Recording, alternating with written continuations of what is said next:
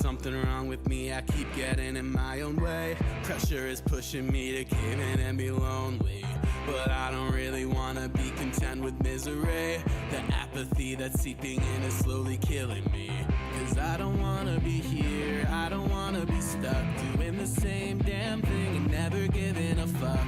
I don't wanna give in to the voice telling me that I will always be the same and I will never break. Wake up, everything goes so wrong. I'm singing the same song I was singing this time last year. So far, shit's been getting so hard. Maxing out my damn car, trying to get a day of rest here. I'm still hoping that I'll wake up golden. Got my mindset focused on a future that is brighter. Last year, I was sitting right here, swearing off the same fears, keeping me from my desires. I'm trying to catch up to the world, but I'm just losing time. It's changing faster than I'd ever hope to heal my mind. Apocalypse, no consensus, has me stressing out. Cause every year we never change despite our future's doubt. Cause I don't wanna be here, I don't wanna be stuck doing the same damn thing and never giving a fuck.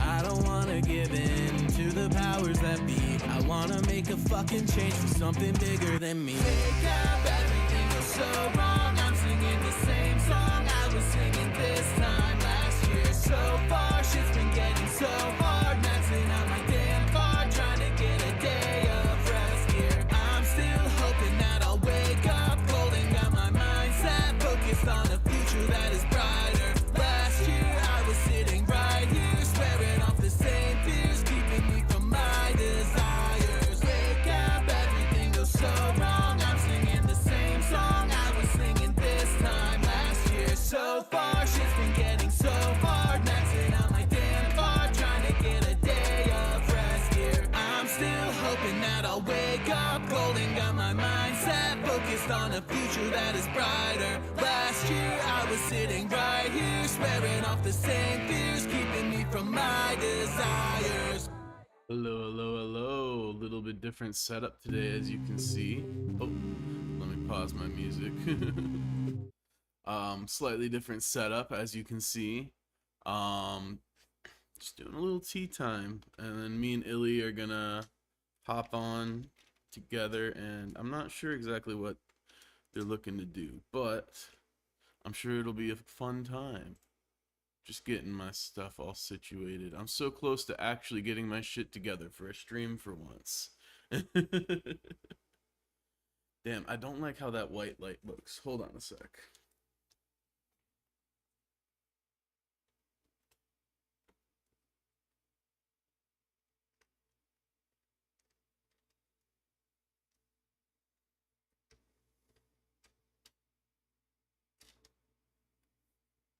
That's a little bit better. It's not great, but the white was just really like overly harsh, I felt like.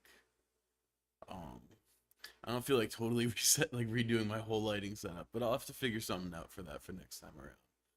So the white light was a little too harsh, but I don't know, maybe the red works, you know? Just waiting on the water to heat up, and then start making some tea.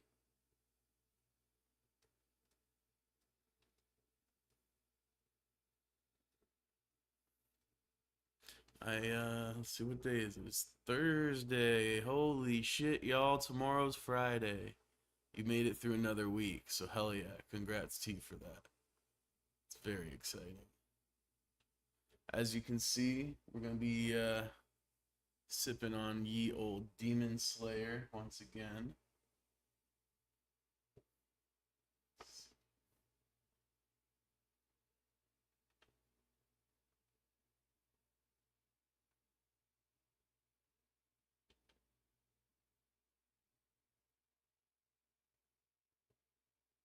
There we go.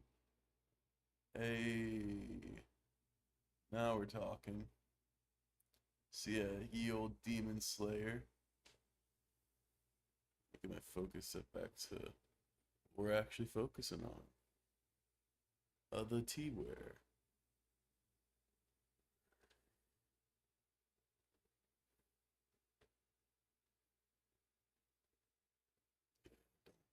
We want that. Stop.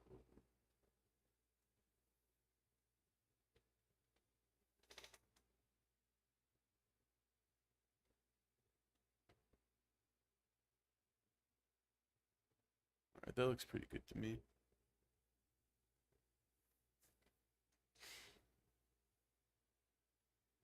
This stuff maybe a little more center. So it looks, I don't know. It's just a lot of empty tea tray. I really need to get a smaller one, is what I need to do. But for the time being, this setup works, you know?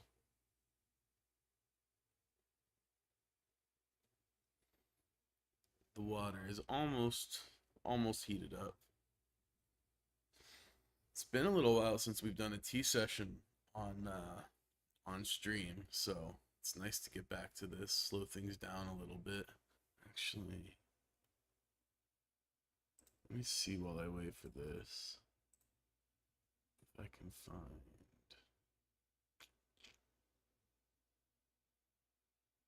Let's search. Ooh, maybe.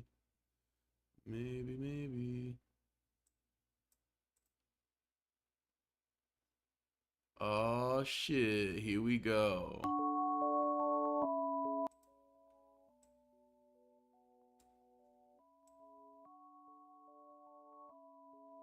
Perfect.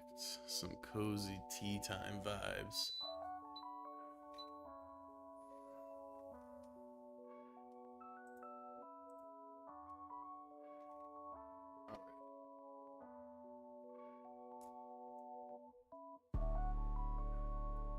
I'll be honest, more and more lately, I'm less about like taking the extra step. Well, I should do it just to get dust off of them, I guess, mostly for cleaning.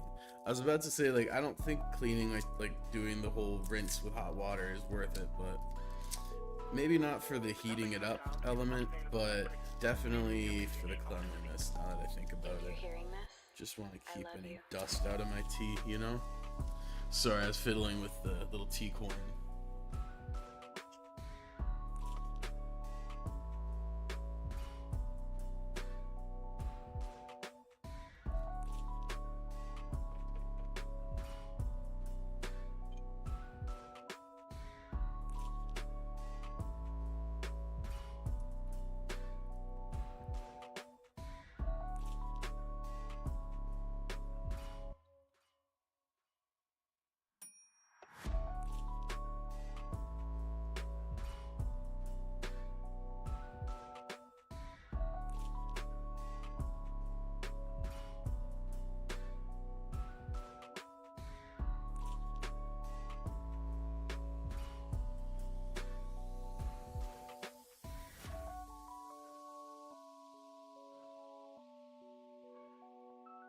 Make some tea.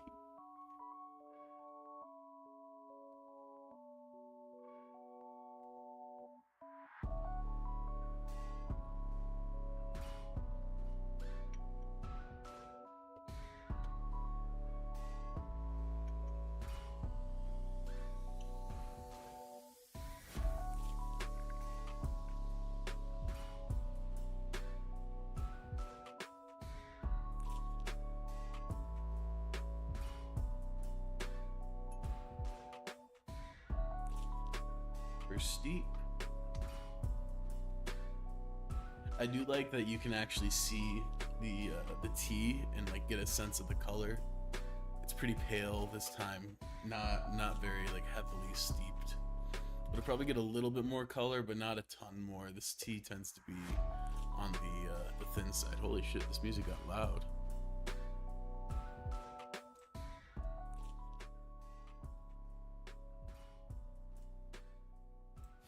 I just looked over at the mixer and I was like, God damn. That shit got loud. But yeah, I don't know if you could hear me, but I was just saying how I like that you can see with this angle, you can see the color of the tea a little bit more.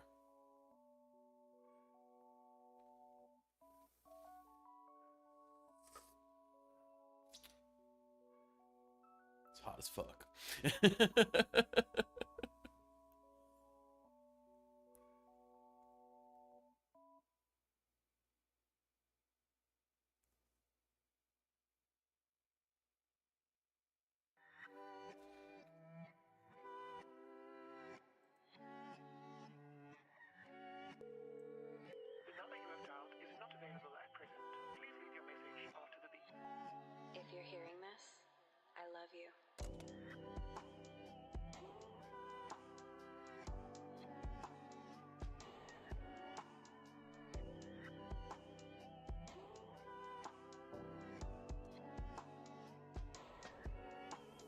I like the little subtle fisheye that this lens has, actually. It's definitely probably not to everyone's taste, but it works for me, you know?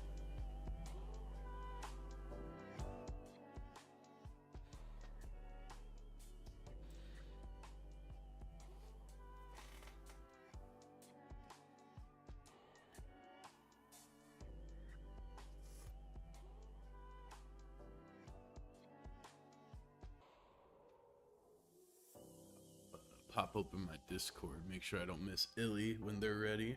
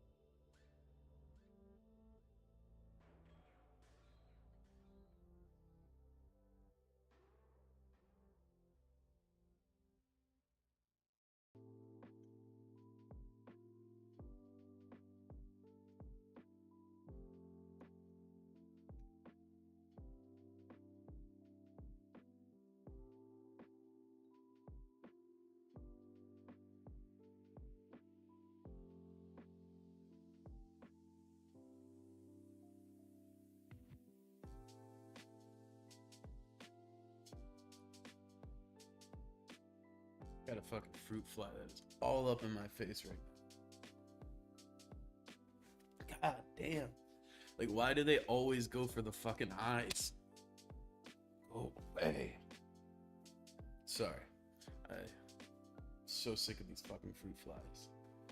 I can't for the life of me figure out where they're coming from.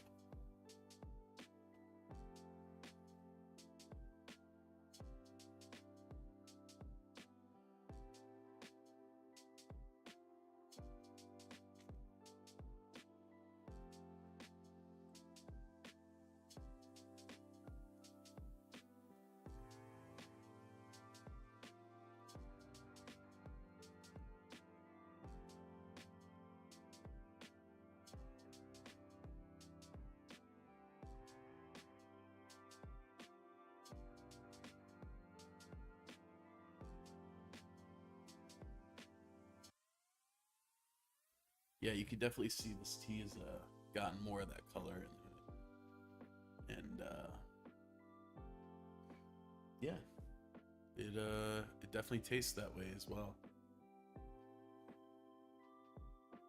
A little bit more of the fruitiness, some more of the shit, what's the word?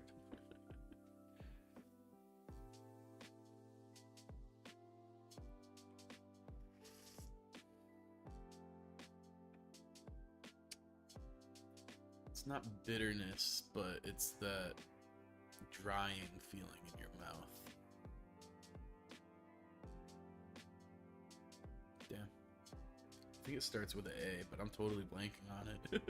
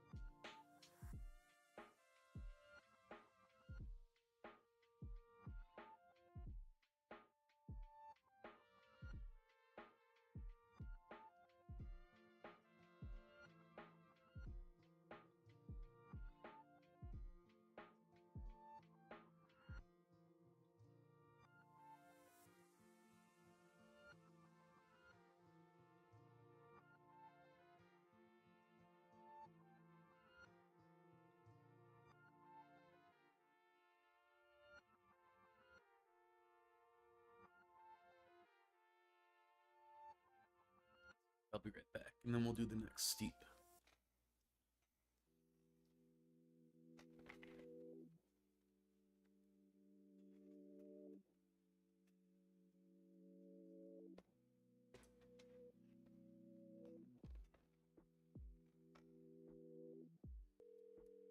The number you have dialed is not available at present. Please leave your message after the beep. If you're hearing this, I love you.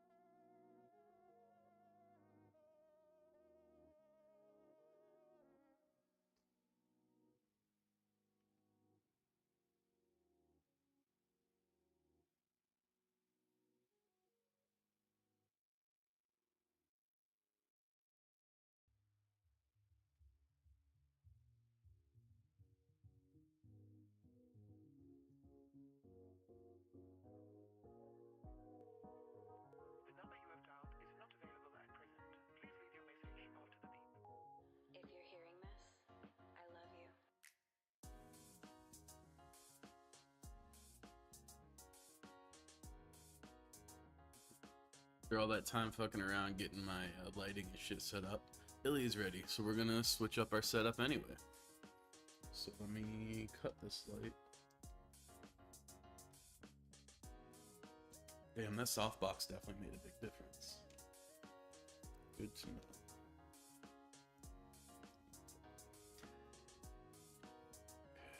Let me move my camera.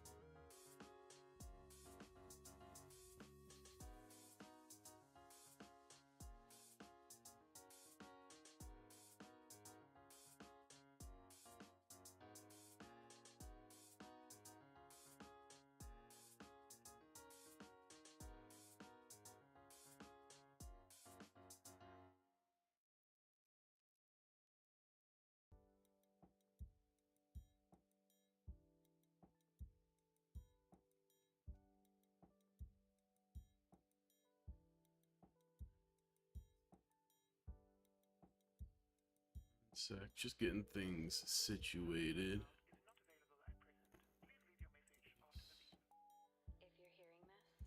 If you're hearing this, Here. Here. So that can stay.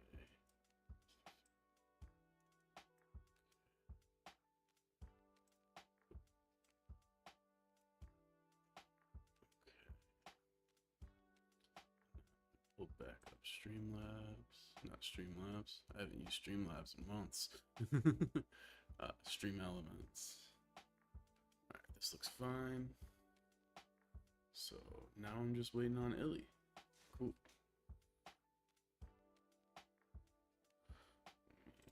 Do this. Invite guest. Send invite. Mute myself. Oh yeah, I gotta start my virtual camera. There we go.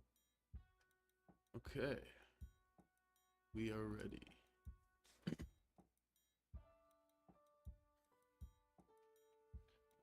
Some of this, clean up my my setup a bit.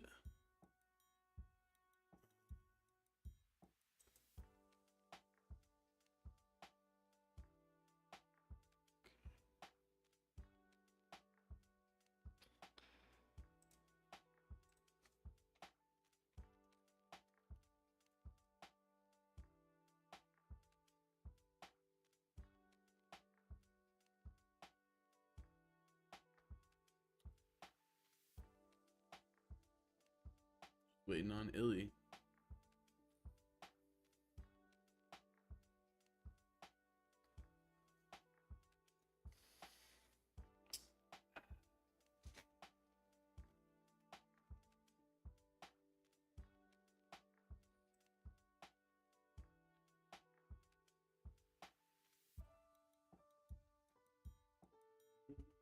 Oh, I guess I could just call them. Hold on, let me do this.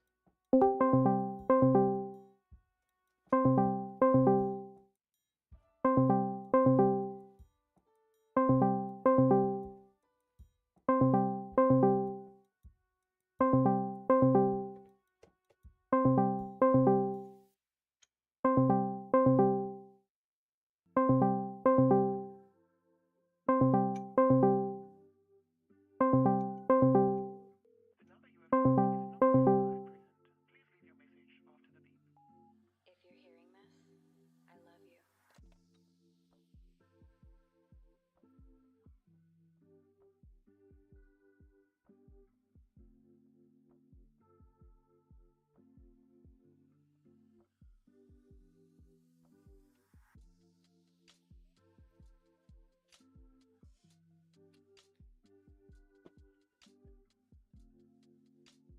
Well, I guess it's a good thing I got a new one on the way.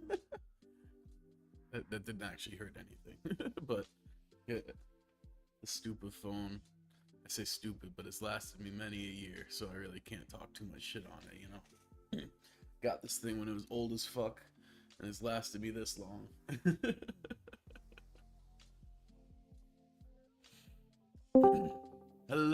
Hello! Yo.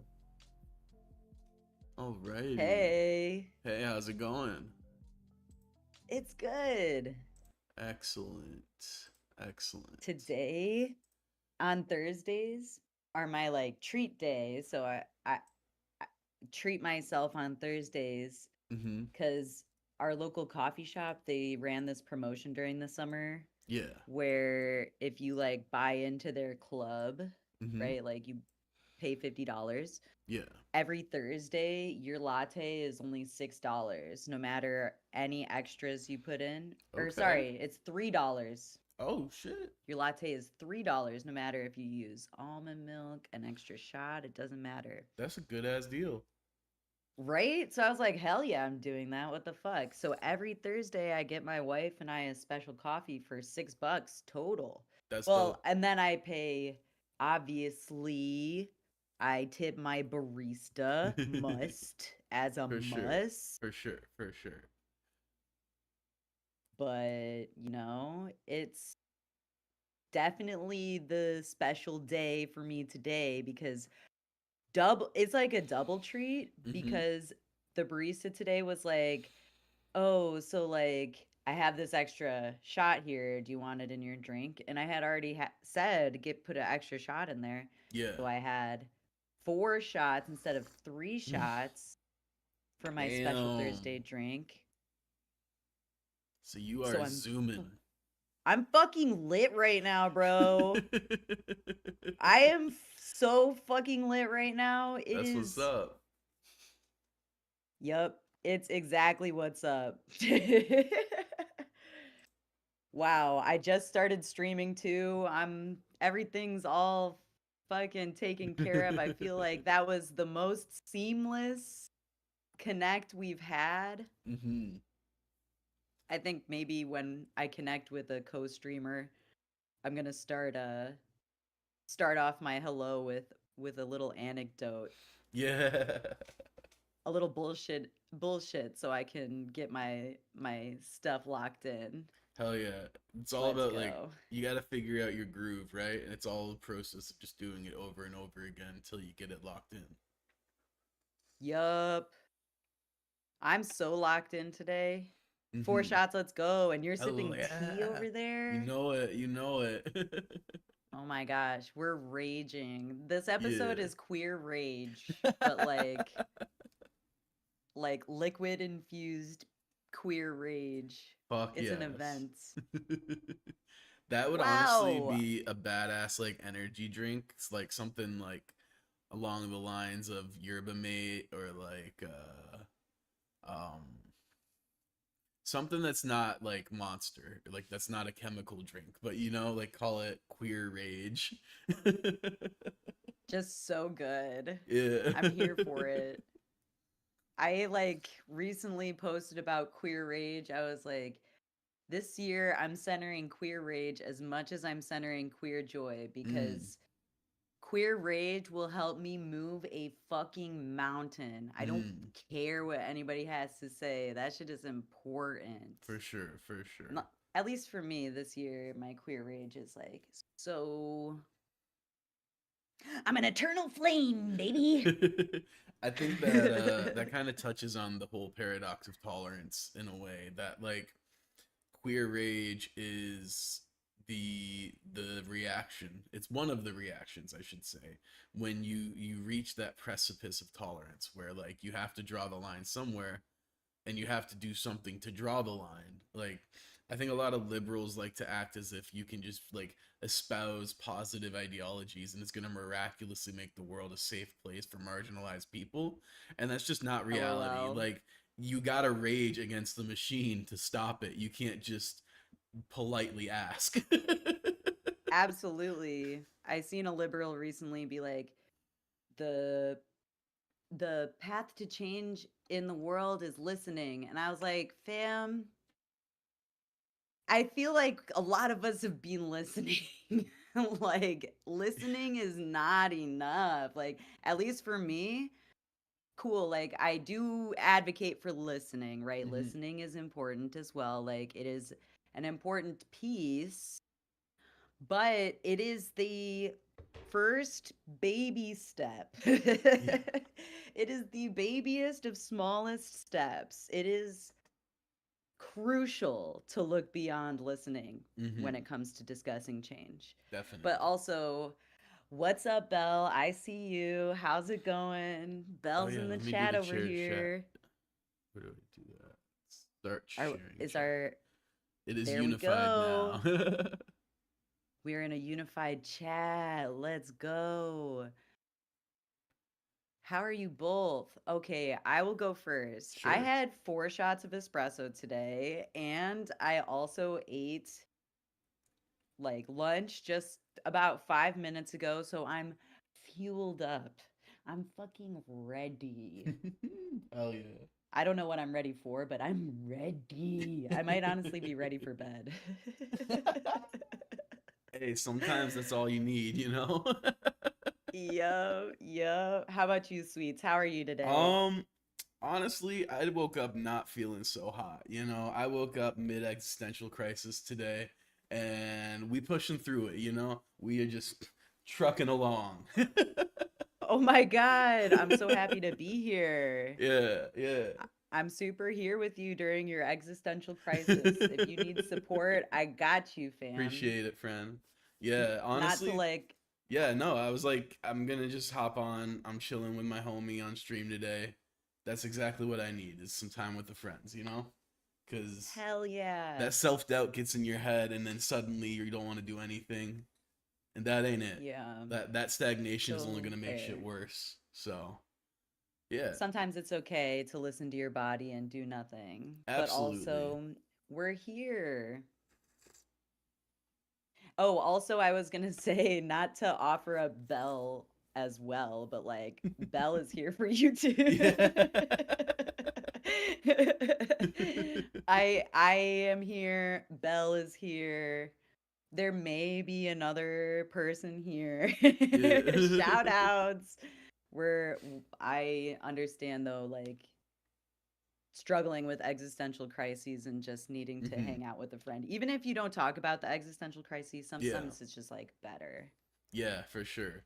And I don't know, I've just never been the kind of person to like hide how I'm feeling or what I'm going through. It's just like it's one of those days, you know, my brain's my enemy today and you just got to kind of power through it. Eventually things will Facts. level back out, you know? Facts. Belle said, only if you both want to pick a color for me to use animating stuff. Ooh. Mm. Okay, well, Sweet Apple will pick a color and then I'll pick a color. Okay, okay. And then also, true, I am also here mostly to cause chaos, but still. That is like the gayest mood ever. Facts, for sure. I mean, like be gay do crimes. Is like gayness and chaos go hand in hand. I need to adjust this a little I am the chaos. more. Did you say chaos? I did say I love chaos. that. I'm like combining words like crazy today. I said straightriarchy today accidentally, and I was like, wait, that fits. But All right. yeah, that I you pick Zazori. I hope I said that right. What's good? We're here in the chat being gay and chaotic. We're both, well, Sweet Apple is full of tea. What tea are you? I almost said smoking. What tea are you drinking here, Sweet Apple? It is Demon Slayer by White 2T. Okay. Yeah, it's the I like that tea company. 2023. Yeah, White 2T is dope. Good small business out of China or based in China. They have really great tea. Seems like good people from the little glimpses you get at them. But I have picked out a color. And I don't know Oh, if they wanted a specific shade, but I went with pastel rose. ooh, that's cute. Hmm Pastel. I am a fucking. See, I love pastels. I am so weak to pastels. It's not even okay, like so funny. you don't give me pastel vibes. Like I'm looking at your image right now and it's Yeah. giving like maybe goth, maybe, hmm pensive, thoughtful, That's possibly mostly. Scorpio. Yeah, that's mostly because like the majority of my clothes are shit that I had since like high school and freshman year of college, where I was very Oh, much like word. emo as fuck. But honestly, as I've gotten older and like explored more fashion, uh, pastels have just been my fucking vibe. Like every time I buy clothes, I try Wow. to like buy as much pastel as I can, which is really hard now because no one makes anything with pastels. Wow. Okay, I'm learning things. I'm learning things. That's so cute. Yeah, like if I had a clothing brand, it would be like vintage Americana, like working class type shit, but with pastel patterns. Yeah, Beautiful. yeah. Like, what am I thinking? Like a It's a grease monkey design. jumpsuit, but with like Paisleys? pastels and like paisleys and stuff. Yeah, for sure, for sure. Paisleys? Okay, okay. All Yeah. right, I'll pick a color now. I was thinking sage. Since you threw out pastel rose, I feel like sage would be a nice, like that green, dusty hmm green kind Yeah, of color. yeah. I'm feeling it. Wow. The tone is set for this live stream. Pastel Yeah. rose and dusty green. Also, I am We so love using the word excited dusty. to see this animation because oh my god, I love animation. Like, oh my fucking god, I love animation. So, I'm excited From to what see I what you know, make. from what I know, Bella's been working on this animation for a fucking minute. Oh damn. I bet it takes a Yep. long time. Yep. Yep. All good shit though. That's like Mhm.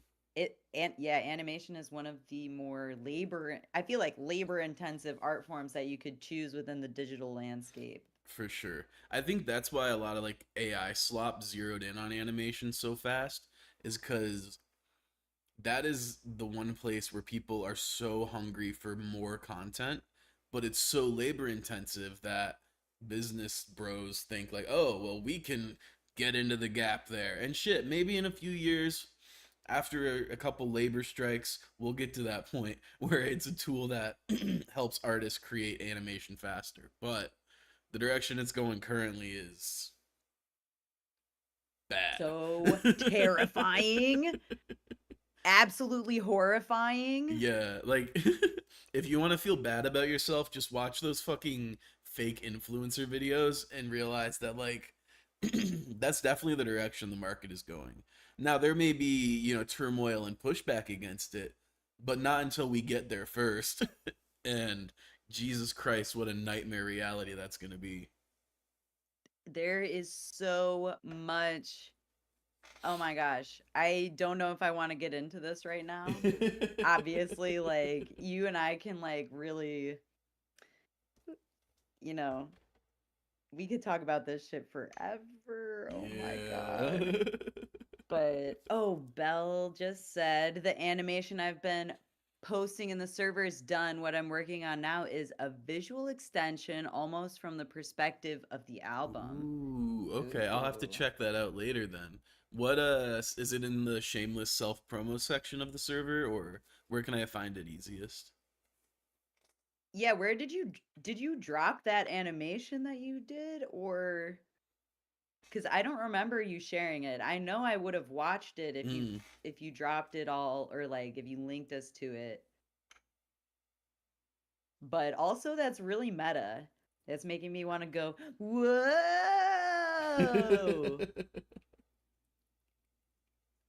Album nor animated video is out yet. Yes, you said you were like the album was going to be announced this weekend or maybe next weekend.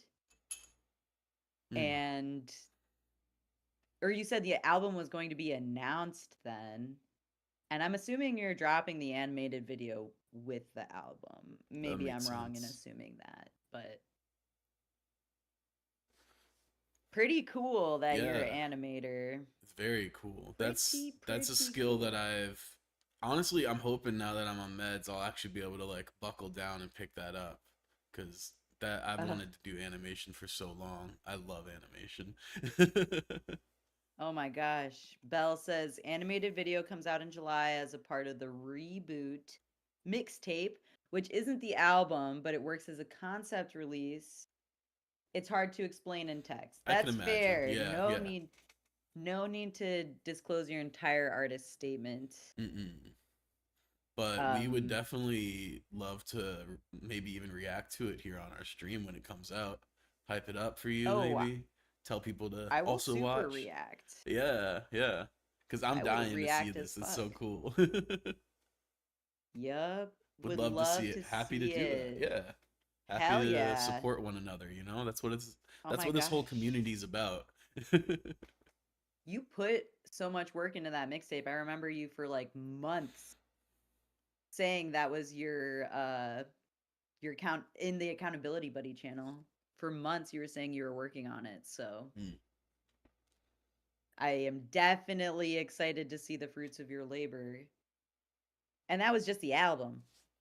You said Yeah. there's some previews and visual art ACC. Say less. Say less. Yep. That's in the Discord server. In case anybody wants to join the Discord server, let me get you a link here. And I'll drop it in the chat in case there's anybody here who may want to join. Yes, Where absolutely. is... Please do. Oh, I see your little Here we go. PNG tuber. That's so cute. Yup. That's so... I'm telling you, I'm actually really excited because Belle and I have been chatting in the server a little bit about... Sorry, getting this link. About live streaming together with our Ooh, PNG tubers. that would be hype. Yup. Okie dokie. Let me drop this here. Boop. Send. I'm banned from the chat. Lol. Sari got you. What the heck? Hold on. Wow. Hold I on. got That's so banned. funny. Sweet Apple. That's not cute. That's hilarious. Sweet Apple banned me from my own fucking chat. Unacceptable. Oh my god, that's hilarious. How do I undo? In our shared chat, it says ilyBBY music, but it's a picture of you.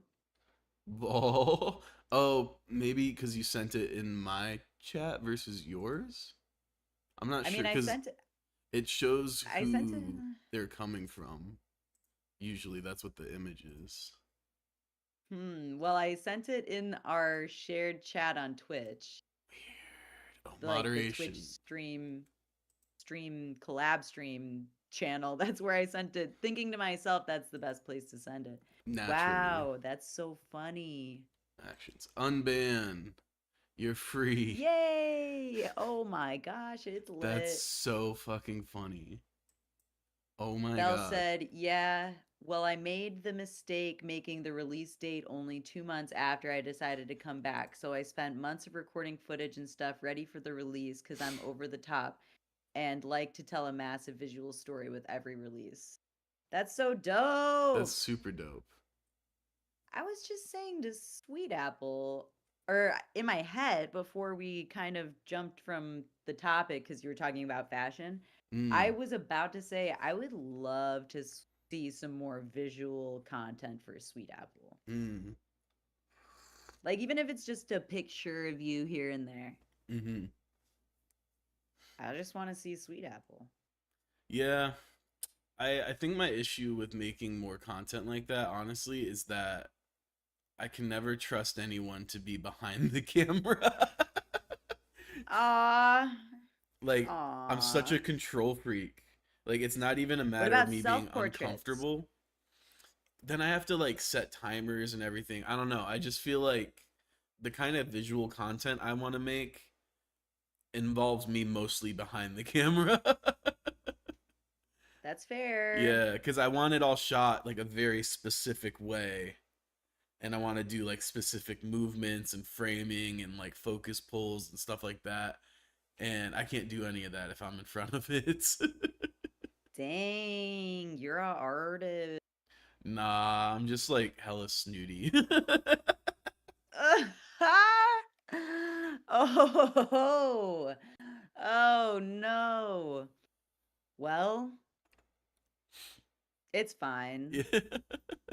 I'm kind of that way too, I realize. Like, Mhm. okay, so today I went to the local soap store. Mhm.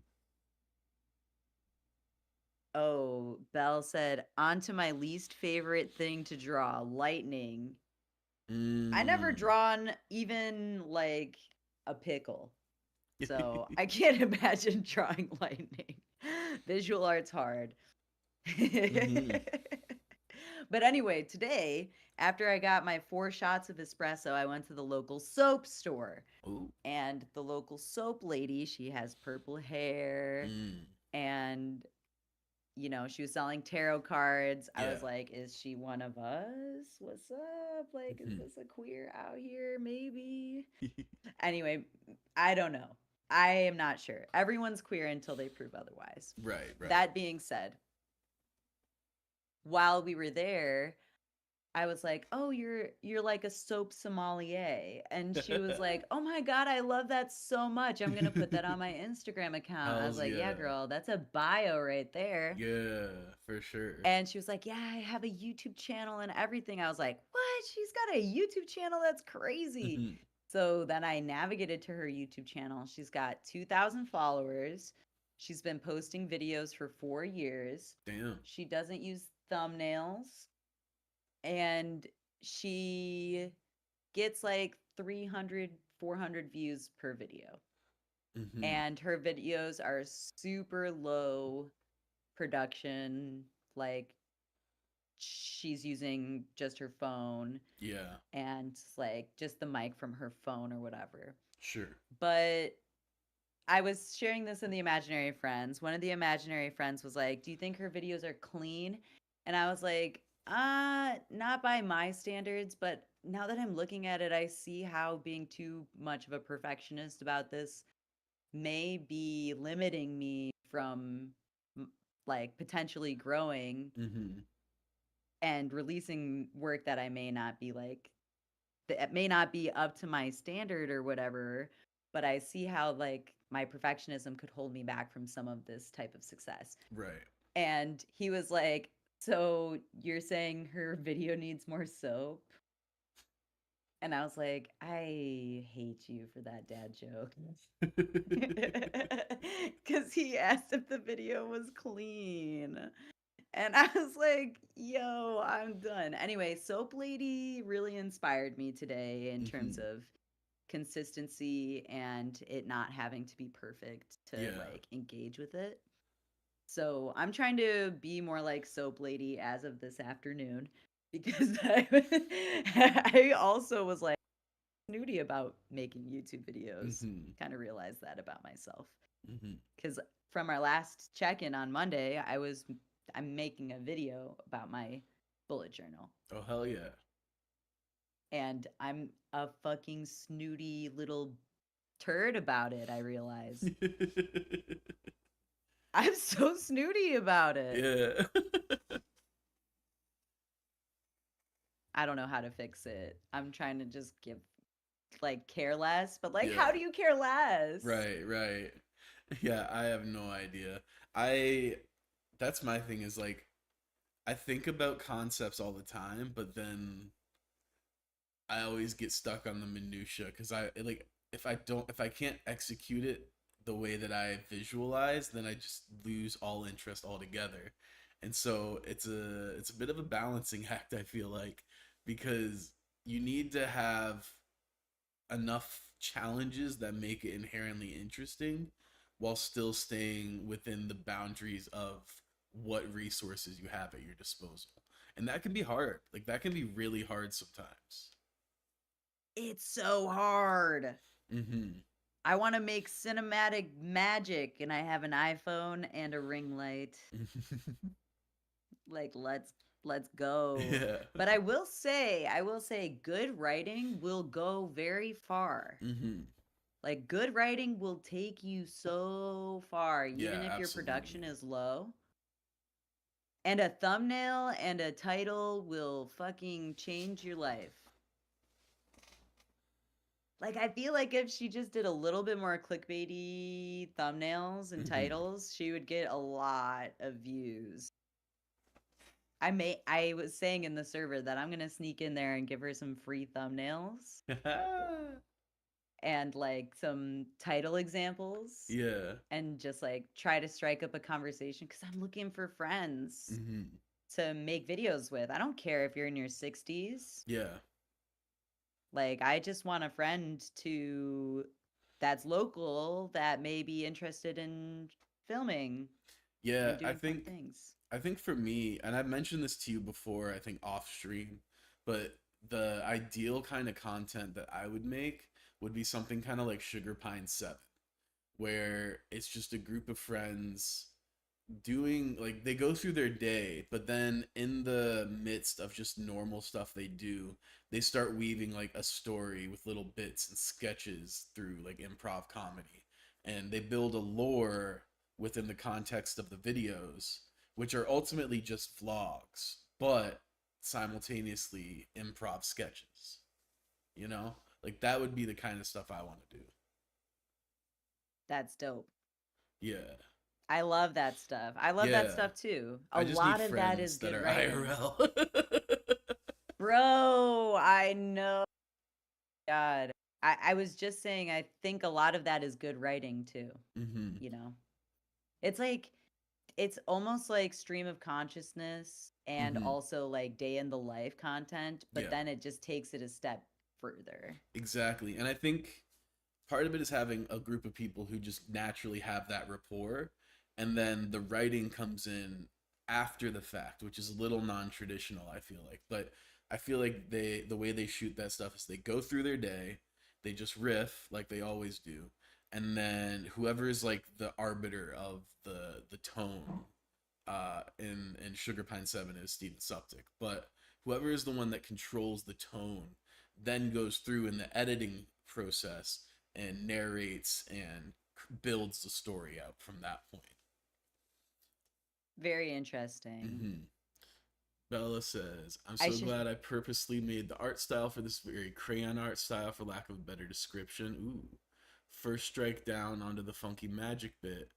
You want to make cinematic stuff with a phone. Use a scope in your edit. Use natural light where possible. If possible, use a camera app like the Blackmagic camera app. Shout out Blackmagic. That's what we on right now. Use natural light Yay! where possible. If possible, use a camera app like Blackmagic.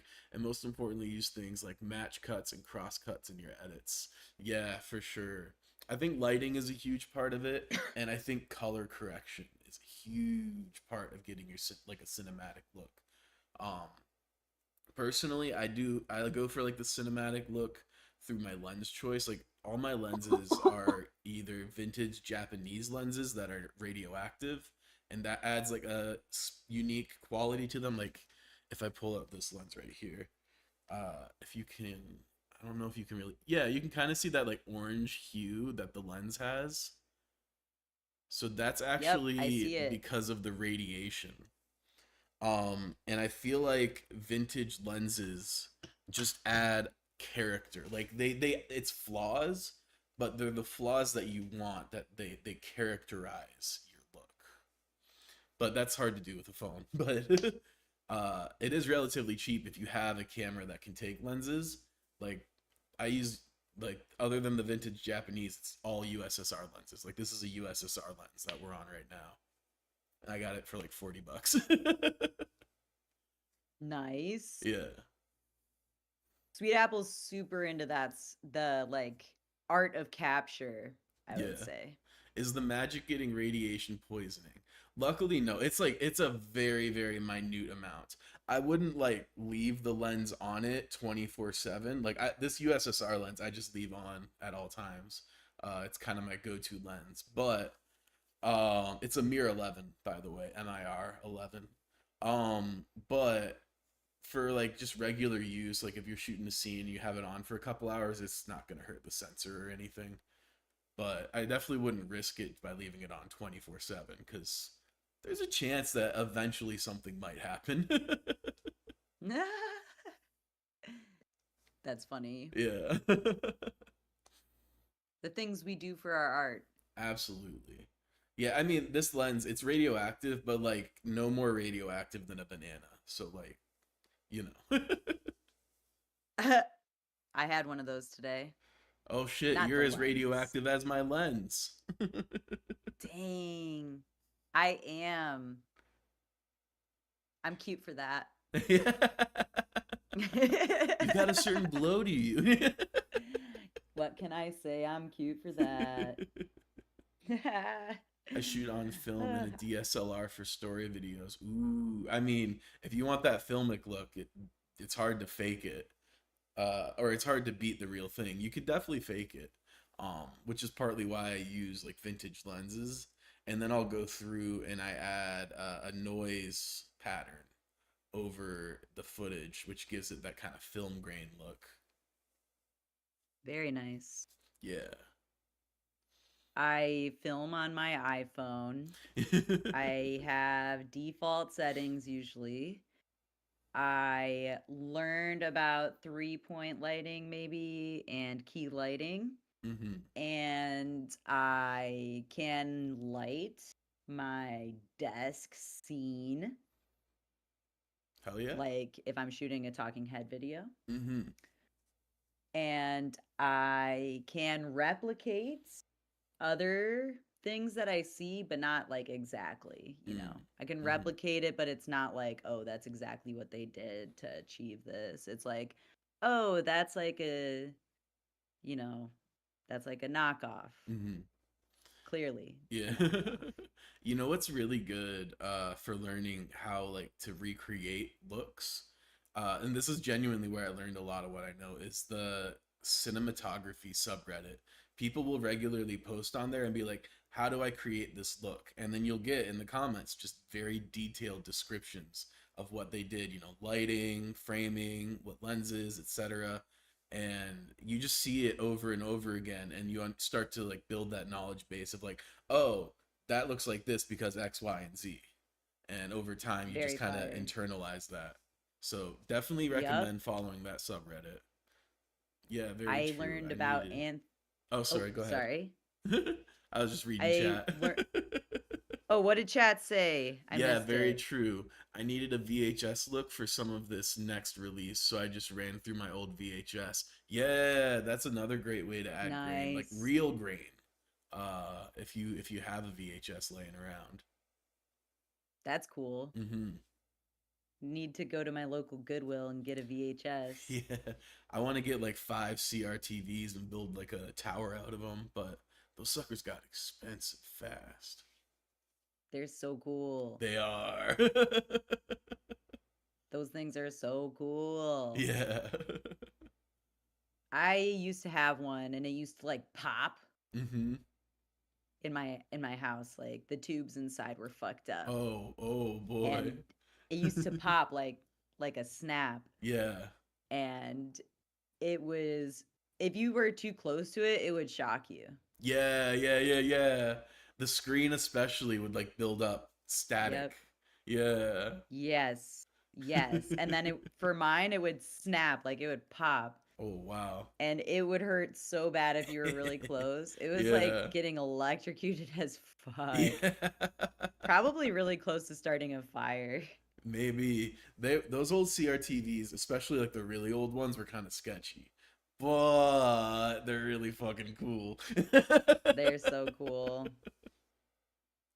Belle says, I have an old VHS, hardly works anymore. The degeneration is just too quick on tapes, but for VFX, it's perfect. Mm-hmm. That's dope. Very cool. Indeed. I love like analog effects cool. like that. It's very cool. Me too. Yeah. Me too. Sweet Apple, I wanted to tell you I got really inspired this week Yeah. for my live streams. Okay. And you in part were part of the inspiration. So just want to say thanks for being an inspiration. Happy to help. Um Also, Belle, you were also part of the Let's inspiration. Thank you for go. being an inspiration. Y'all with your overlays. I am very certain Hmm. that soon, like the PNG tuber stuff will be still part of ilyBBY, Sure. but it'll just be one of the scenes that I have. Hmm. And I really want to do like more busking style videos where you watch me perform. Yeah. Just because I was watching a couple musicians on Twitch and the seamless, like, I think cooking beats is cool for Twitch, Yeah. but on an audio level, it's like very chaotic. Yeah, for sure. Like listening back, because you never know when I'm gonna cut and Hmm. jump back. Or like when I'm like, so it's kind of jumpy for stream of consciousness, like for the viewer, if that Hmm. makes sense. Yeah. But performing busking style, like that's a continuous song that either A, you know all the lyrics to, or B, when the Hmm. song is done, it's like done, right? Right. And Right. the listener has like a very certain beginning and end point where they're sure there's no disruption in like the mental stream of consciousness that's happening, if that makes sense. Yeah, that makes And perfect maybe I'm sense. just like maybe I'm just perceiving this from the outside and I could be wrong, right? And maybe like that's not how people are perceiving my production time. But I'd love to get it more analog and get Hmm. some hardware that I can like switch between scenes and like have multiple cameras that catch me from different views. Yeah. I just realized like I need to build out my hardware rig because I have a whole fucking piano synthesizer here that's I think 72 key. It might be 88 key. No, it's not. It's not Hmm. 88 key. It's smaller. But I have one. It's just not plugged in and it's literally sitting right next to me and I could use it Hmm. for performing and playing, but I choose to use my QWERTY keyboard. Your keyboard. My freaking keyboard here. And so I think it's time for me to start expanding my rig from Hmm. a hardware perspective. And I really want to get one of those things you were telling me about that helps you switch between scenes and stream. Oh yeah, yeah, yeah. The Stream Deck. Stream Deck. Yeah, I want one of those.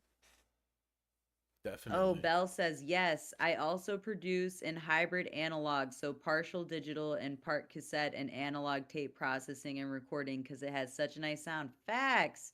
Hmm. Then Belle said, same. I need to fix my Moog actually. Oh, I miss my Oh. Moogs. Oh, I know. Every time we bring it up, poor Sweet Apple. I feel so It bad for hurts. you. I know. I would Tough definitely, subject. yeah, I would definitely do like streams of just synth jams if I had them, and they, Anyway, I've rambled about that enough. No, it's okay. It's a sore wound. We've all Yeah. been there. That and it's a gear related. Oh my Hmm. god. You got space if you need to share. Nah, it's fine. They just got stolen, it's whatever. I had Oh. like my dream setup though, because I had the MPC to control the Moogs. The Moogs were part of a Euro rack setup. It was glorious. I was That is gonna, glorious. yeah, and so I could do drums on the MPC. I could do control voltage to get samples from the Moog for like 808s and synth leads, and then I was playing my guitar through the emulators. I had my like ideal production setup. It was beautiful. It was glorious. Oh well. That's life. One day it'll come back. Maybe. Maybe. The, We'll the, see. the synth knows its rightful owner and it'll show itself back up. Yeah, it's gonna grow legs and Yep, that's what I imagine it. yeah. Belle says they used to plug my pocket operators into mine, which Oh, is pocket operators are sick. I had no idea you could plug a pocket operator into a Moog. That's cool. Yeah, they're basically like modules for a Eurorack setup. So you could pretty much plug them into anything that uses control voltage. That's or pretty MIDI. dope. Yeah. That's pretty dope. Yeah, they're powerful little things. Of course, now they're I've like always becoming wanted one. collectible and becoming more expensive, but when they were like niche and new, they were like a really cheap entry level synthesizer, like for real. I mean, they still are pretty cheap for an entry level synthesizer or sampler, but you know, Can I teenage just interrupt engineering. you for like 2 seconds? Yeah. The Automod just blocked Belle from saying something because of bullying. She said you Oh. can plug anything into a Moog if you're dumb or smart enough. Yeah. Oh my That's God, so you funny. bully. You're dumb. And you didn't even put, oh my God, it's not even like bullying at all. Here, I'll allow. Yeah. I'll allow it this time. Yeah. Oh my gosh, I permitted the term you're dumb. It says ilyBBY added permitted term you're dumb. Yeah. Oh my God. It's all part of the process. You got to train your bot. It takes time. I am dumb. Thanks. Wow. Look at you with your little emojis. Stop. Stop it with your Wow, cuteness. fancy. I am not an affiliate yet, so I can't have any. Yeah. That's okay though. Hey, if anyone watching this, you want to help me get to affiliate, go ahead and follow me. Mhm. And thank you for being here. Wow. Thanks, Belle. I will get there soon. Hell yeah. I You got hope. this. I think I'm think so. hopeful. Your streams have been growing pretty consistently. And I have to say big thank you to everyone in the chat and Sweet Apple for all of your support in helping me get here because it was a journey and a struggle for a minute. Oh God. But today, whoa. I felt like I was on a talk show. I was like clicking buttons, putting things in place, gabbing. It's that extra shot. Yeah. You locked in with that extra shot. Oh my God. Hold on. I just saw the funniest fucking video in the world last night and I have to share it with you. Okay, I will. I'll accept. Funny fucking videos. I also recently, I've been thinking about my YouTube content. I'm very serious on my YouTube content, and I'm not a very serious person most of the time. Right. And so I think I need to write from a comedy lens. Princess Belle, if you saw me follow, no, you didn't. Actually, here, I'm gonna do this. Thank you, Princess Belle. One. Oh, Here, I'm gonna share the screen and watch my screen. That way, we can have it more of like a unified vibe. You know what I mean? let me watch your screen. All right, hold on. Now I gotta rearrange my stuffs. Now I gotta rearrange my stuff. Yeah, I had everything is. set up one way. All right, here we go. And okay, screen share is still working. Good. So This now is- I can oh, hide the background. yup. All right. This was you talked about how you had your fourth shot of espresso, and I'm gonna just say, friend, it reminded me of this. This is how I imagine you felt when you took the fourth shot of espresso. Oh, whoops. I'm hitting my DMT cart right now.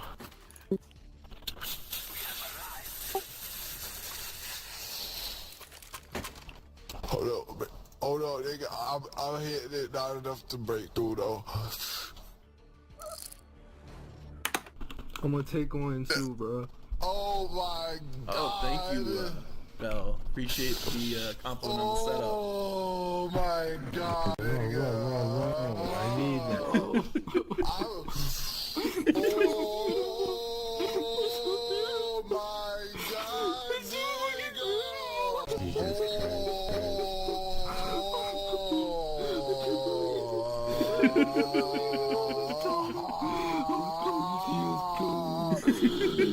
Oh my god! Holy fuck! This man, What did you just make me watch? this man is about to start a game of CS:GO, and he says, "Hold on, I'm hitting the DMT card." Not enough to thought break that was through, you though. laughing. I thought that was you laughing in the video. No, and then he proceeds to have a breakthrough. Hold up, listen to this very end. That walls are melting, bro. What the fuck is going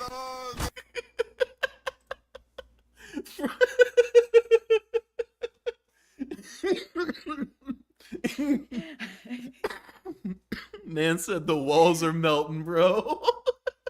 They are in that image though. Even if I wasn't in DMT, I'd be like, what is happening? Big gray blob on the screen.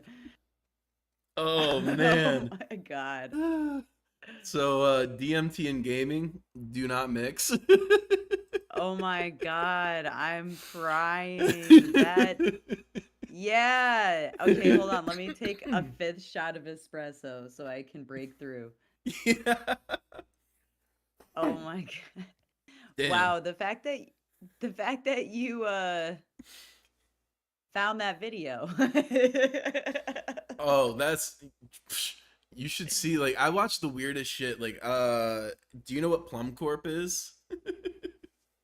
No. Okay, you probably don't. That's fine. But you probably know who Joji is, right? I think so. Like Slow Dancing in the Dark. Gotta go. Time for meds, but we'll hopefully see y'all whenever live next. Hey, thank you so much for being here. So I hope your meds kick ass for you and do what they need to Hell do. yeah. And I hope that you Bliss. have a great day. Have a good one, Belle. See you next time. Yeah. So Joji, like gimme love, gimme love, gimme love, gimme love, I'm gone. That guy? Mm, You don't know No. Joji? That's crazy. Damn, Joji's good as fuck. Anyway, he's like a A-list singer, and he's got his own record label and promotion, and How can I be it's some of the most hilarious, like, high level surrealism Don't play with you'll shit. ever see. Play Glimpse of Us. Yes, Glimpse of Us.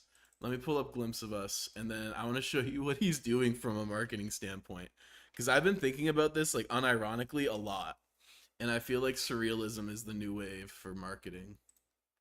Let me see. Glimpse of Us. All right.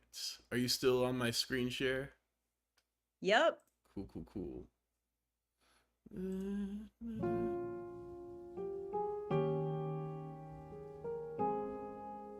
I do know this artist. Yeah, I was gonna say.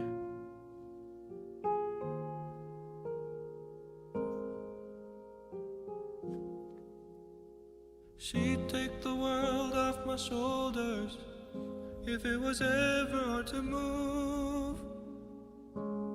She'd turn the rain to a rainbow.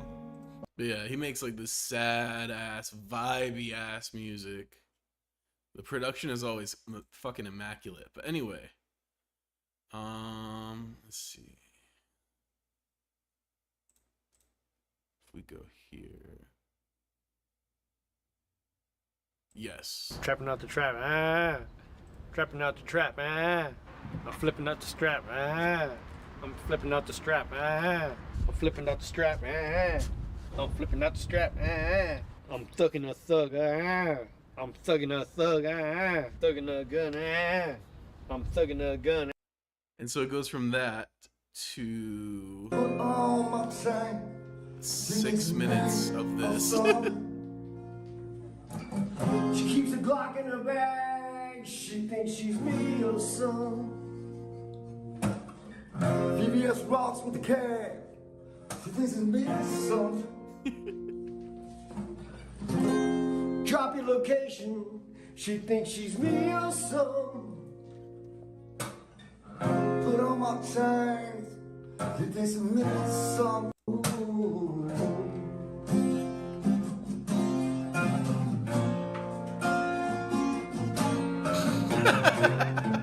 He Rose said, Vision. I don't know. That's what I'm He saying. said, I don't know. He posts these with no explanation, nothing, just pure surrealism.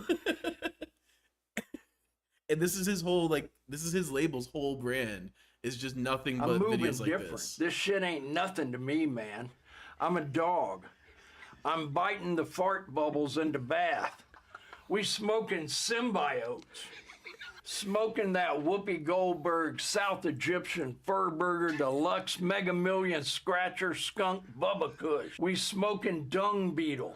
I'm on 12 Vicodins smoking on Scooby-Doo dick. Like,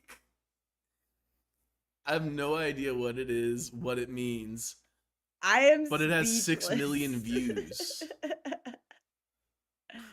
What is so who is this? Have they been around for a long time? So this guy is just some random Craigslist actor. What I figured out is that they get random people off of Craigslist. So like those she thinks she's me or some guys also got hired off of Craigslist. But it's all Joji's record label, and it's all promotion for this label / clothing brand. Wait, go to the clothing brand. Yeah. Yes. Okay. Okay. And this is that. This is it. This is it. Products. This is it. This is it. They sold out of a coconut? Oh, this is a thing that a lot of places do. Like Neon Grizzly does it too. They'll have like fake products that are just a joke, and they'll put it as sold out so no one can actually buy it. Oh, I see. Yeah. I see. Yeah. Okay, so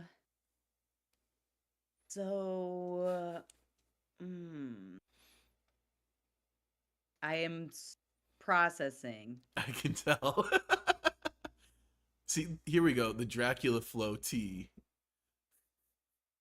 What the fuck?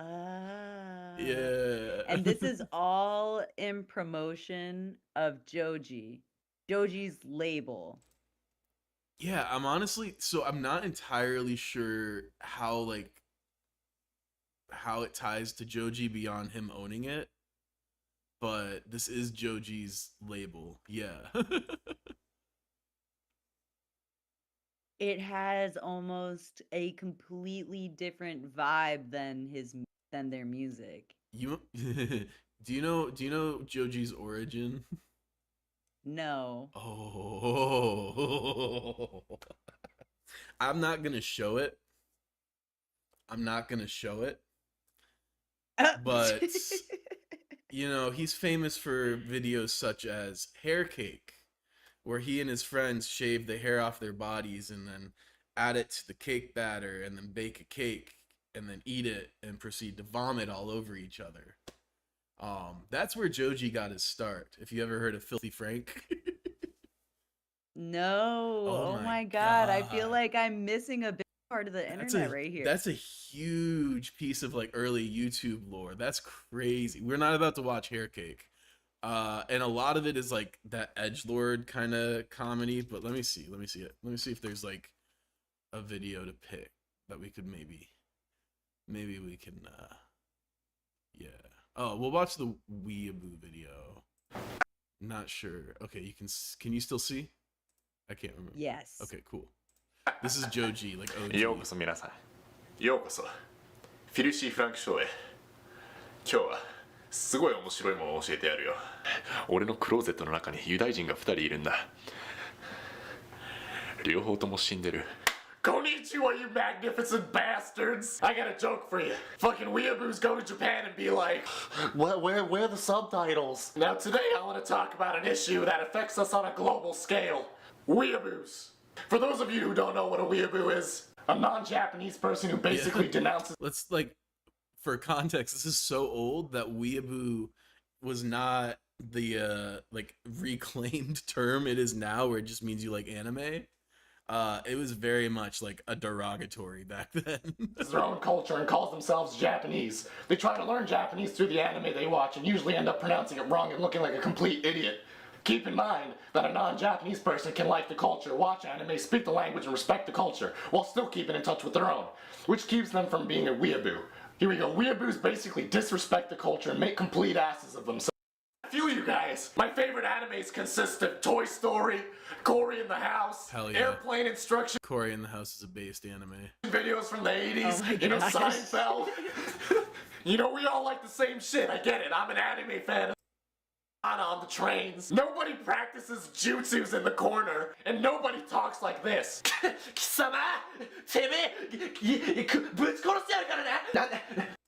Salamander Man, what's going on? Tell me. Yes. All right, Salamander Man, relax. I knew This is day the would come. dude who wrote Glimpse of Us. Safari Man. Oh my god. Don't you know? Apparently everyone has to look like an anime character, Safari Man. Now relax, guys. Me and Pink Guy are gonna take care of this. Pink Guy, you remember the training? Quick! To the Oh, wait. protection. Okay, hold on. I gotta show you Joji's first album. Oh my gosh.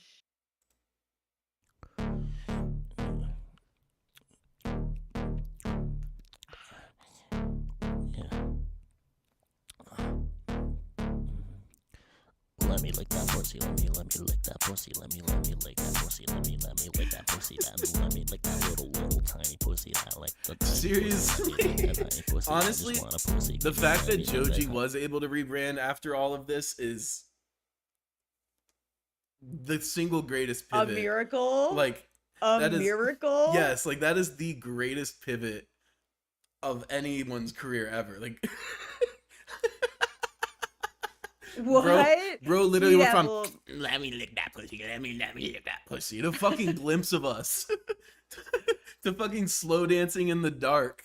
Like what? It's amazing. You can't see my face. You can't see my face, but my jaw is on the floor. You got a full soy jack. I am I have never seen. What am I can't even say words. I think that is wait. the mark of a true artist right there. And also every element of that video that you stopped. So you want to be Yeah. Oh my gosh. What are you about to make me watch? but your reels ain't fly. One more pussy. I need it. I can't live without it. Like my bottle of liquor right here. I just need pussy to survive, bro. I'm going to. Oh shit, broke ass nigga. Oh boy, rolling nigga, you need to get up. What the fuck took you so long? It's been like 4 hours. What took you so fucking Here we go. nowhere? This that prime shit. You sure that shit is stable, man? More stable than you. You see, we.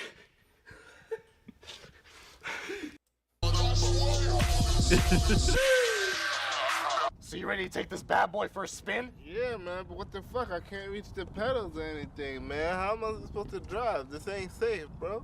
What's the problem? I can't reach the pedals with my feet, bro. If you haven't noticed already, I'm disabled, man. I can't move my legs.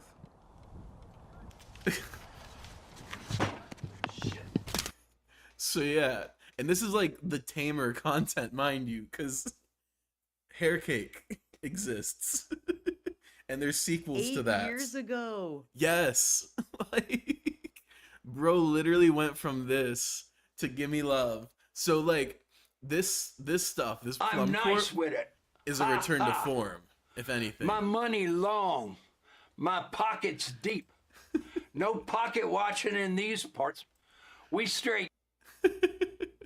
So yeah, I had to just give you a little internet education there. Oh my god. Whoa. What am I What is the internet? What is the internet?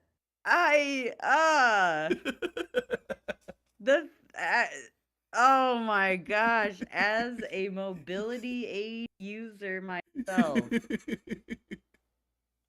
What the fuck? So you're telling me you don't want Filthy Frank to pimp your wheelchair? Like, pimp your cane? Oh my like... god. Oh my god. Filthy Frank. Wow, that was Joji. Okay. Yeah. I'm sorry, but the I guess the lizard person playing the flute with their nose was probably the top of my list of things I saw today. Yeah. I love how he was like pink person and it flashes. They're like, yeah. Oh yeah, that's actually oh my gosh. That whole series actually has like a chronological lore to it also. I cannot. Okay, the internet. I don't know if I'm ready for the internet. But I do think you're right in saying like surrealism is like a thing. Mm-hmm.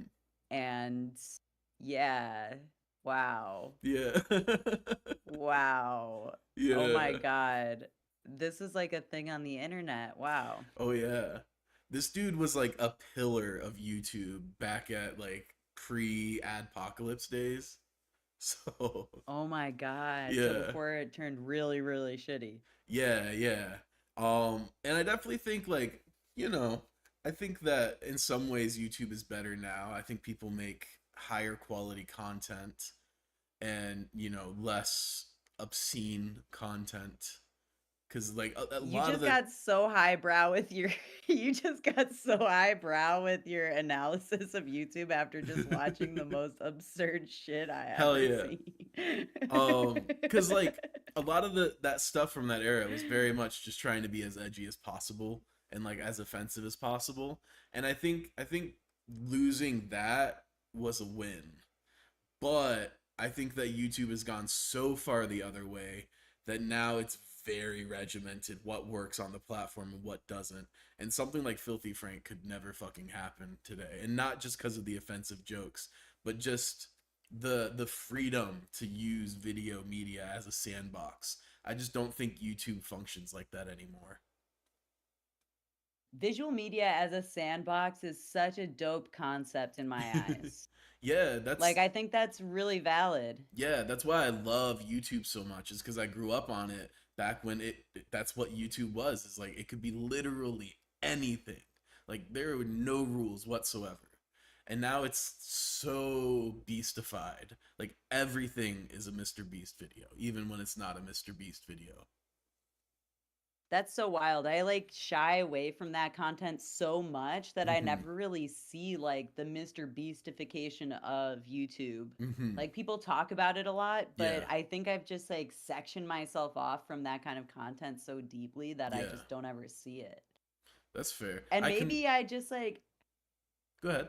I've never even seen one single Mr. Beast video. Nice. Congratulations on that, honestly. I just said that like it was a fucking mountain that I climbed with my bare hands. I mean, I never seen not one. I mean, to have made it to 2025 without seeing one is quite the feat, honestly. Because like, it's everywhere. It is everywhere. Especially I have if you ingested consume YouTube. Yeah. Yes, almost every day I watch YouTube, Yeah. and I never watched a Mr. Beast content. Yeah, you can imagine what part of YouTube I'm on. Yeah, I was gonna say, like, especially if you're consuming any sort of like mainstream YouTube stuff, it's inescapable. Because once you hit the mainstream algorithm, it's GG's. I guess I'm just too countercultural for that stuff. Hell yeah, fuck yeah. Hell yeah. Mainstream of YouTube is boring anyway.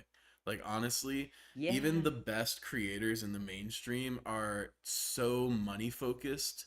It just like oozes through their content. Like as much as I like Kai Cenat, and he does some really genuinely incredible things from a content standpoint, his whole persona is just all about the bag. You can tell that like everything he does is for profit, and that always puts me off. Is like you're having like a good time watching, and then like something like there's just this like pivot at a moment where it's like, oh, got to keep making money. Okay. Yep. Yep. Yeah, I feel like a lot of content hits like that. Yeah. I also realized that on YouTube, there's a very specific like tone and vocal inflection that works really well. Mm-hmm. That In this may not be video, like I'm going to do 500 things. See, that's the mainstream. Okay, so there's two worlds here, right? There's the Mhm. mainstream intonation Mhm. that works really well. Those are videos I don't watch. I shut Mhm. them off immediately. Then there's the like very conversational tone where it almost sounds like they're talking to a friend, Mm. where the parasocial relationship wall is like built just by the tone of the person who's delivering the video. And I found videos like with that tone, do really well in the algorithm, even if they don't use Mr. Beast tactics. Mhm. Like, I think that there is a section of the internet that's like, you're gonna get millions of views because of absurdism or Mr. Beastification or Mhm. whatever the fuck bullshit mainstream people are doing to like hack attention. Yeah. And then there's the underground method of hacking attention that feels almost a little bit more intimate in nature. Like it has a less salesy approach. Mhm. There's still sales that happen, and some channels are like fully devoted to making money for the creator. Yeah. And if not all of them, right? All of them are pretty much like kind of there as like a means to fund whatever project they're showcasing in their videos. But even today, I just watched a video from a creator who was talking about being a creator and how it's like extremely thankless. Even if you're not trying to make money, you're actually in it for the money. Cause like, why would you continue to drop YouTube videos for years without any return on investment? Like, why would you do it unless you were not trying to get like a deeper payoff? And they were like, there comes a time where looking cool in front of all the middle schoolers who rejected you just doesn't fuel you anymore to create these videos. It's like not enough. Yeah. And I thought that was like a really valid thing to say, because even with myself, like I think to myself like, oh, I want to create art from outside of the lens of capitalism. Like, how do I create art that has no function regarding a dollar? And it's really, really hard to rearrange that within the context of social media, because social media is structured in a way that forces the artist into a precarious position where the reward for their creations is determined by their ability to perform very specifically under capitalism. Yeah, I feel like the two like main ways people make a living as influencers are either like the Mr. Beast style, where it's all spectacle and it's all about like the content itself, like how big and how like grand the scope of it is, or through like the influencers who use the more manipulative, more parasocial approach, and it's like, oh, I'm your friend, and it's like they don't fucking know you exist, but that's what keeps people coming back, and that's how they make their money. And I feel like there needs to be something that's disruptive to that status quo, because as long as these platforms are centered around advertisers first and not the content creator or the viewer, then it's not really going to change. Because early on YouTube was all centered around the viewers and what the viewers wanted and trying to serve the viewers more of what they wanted.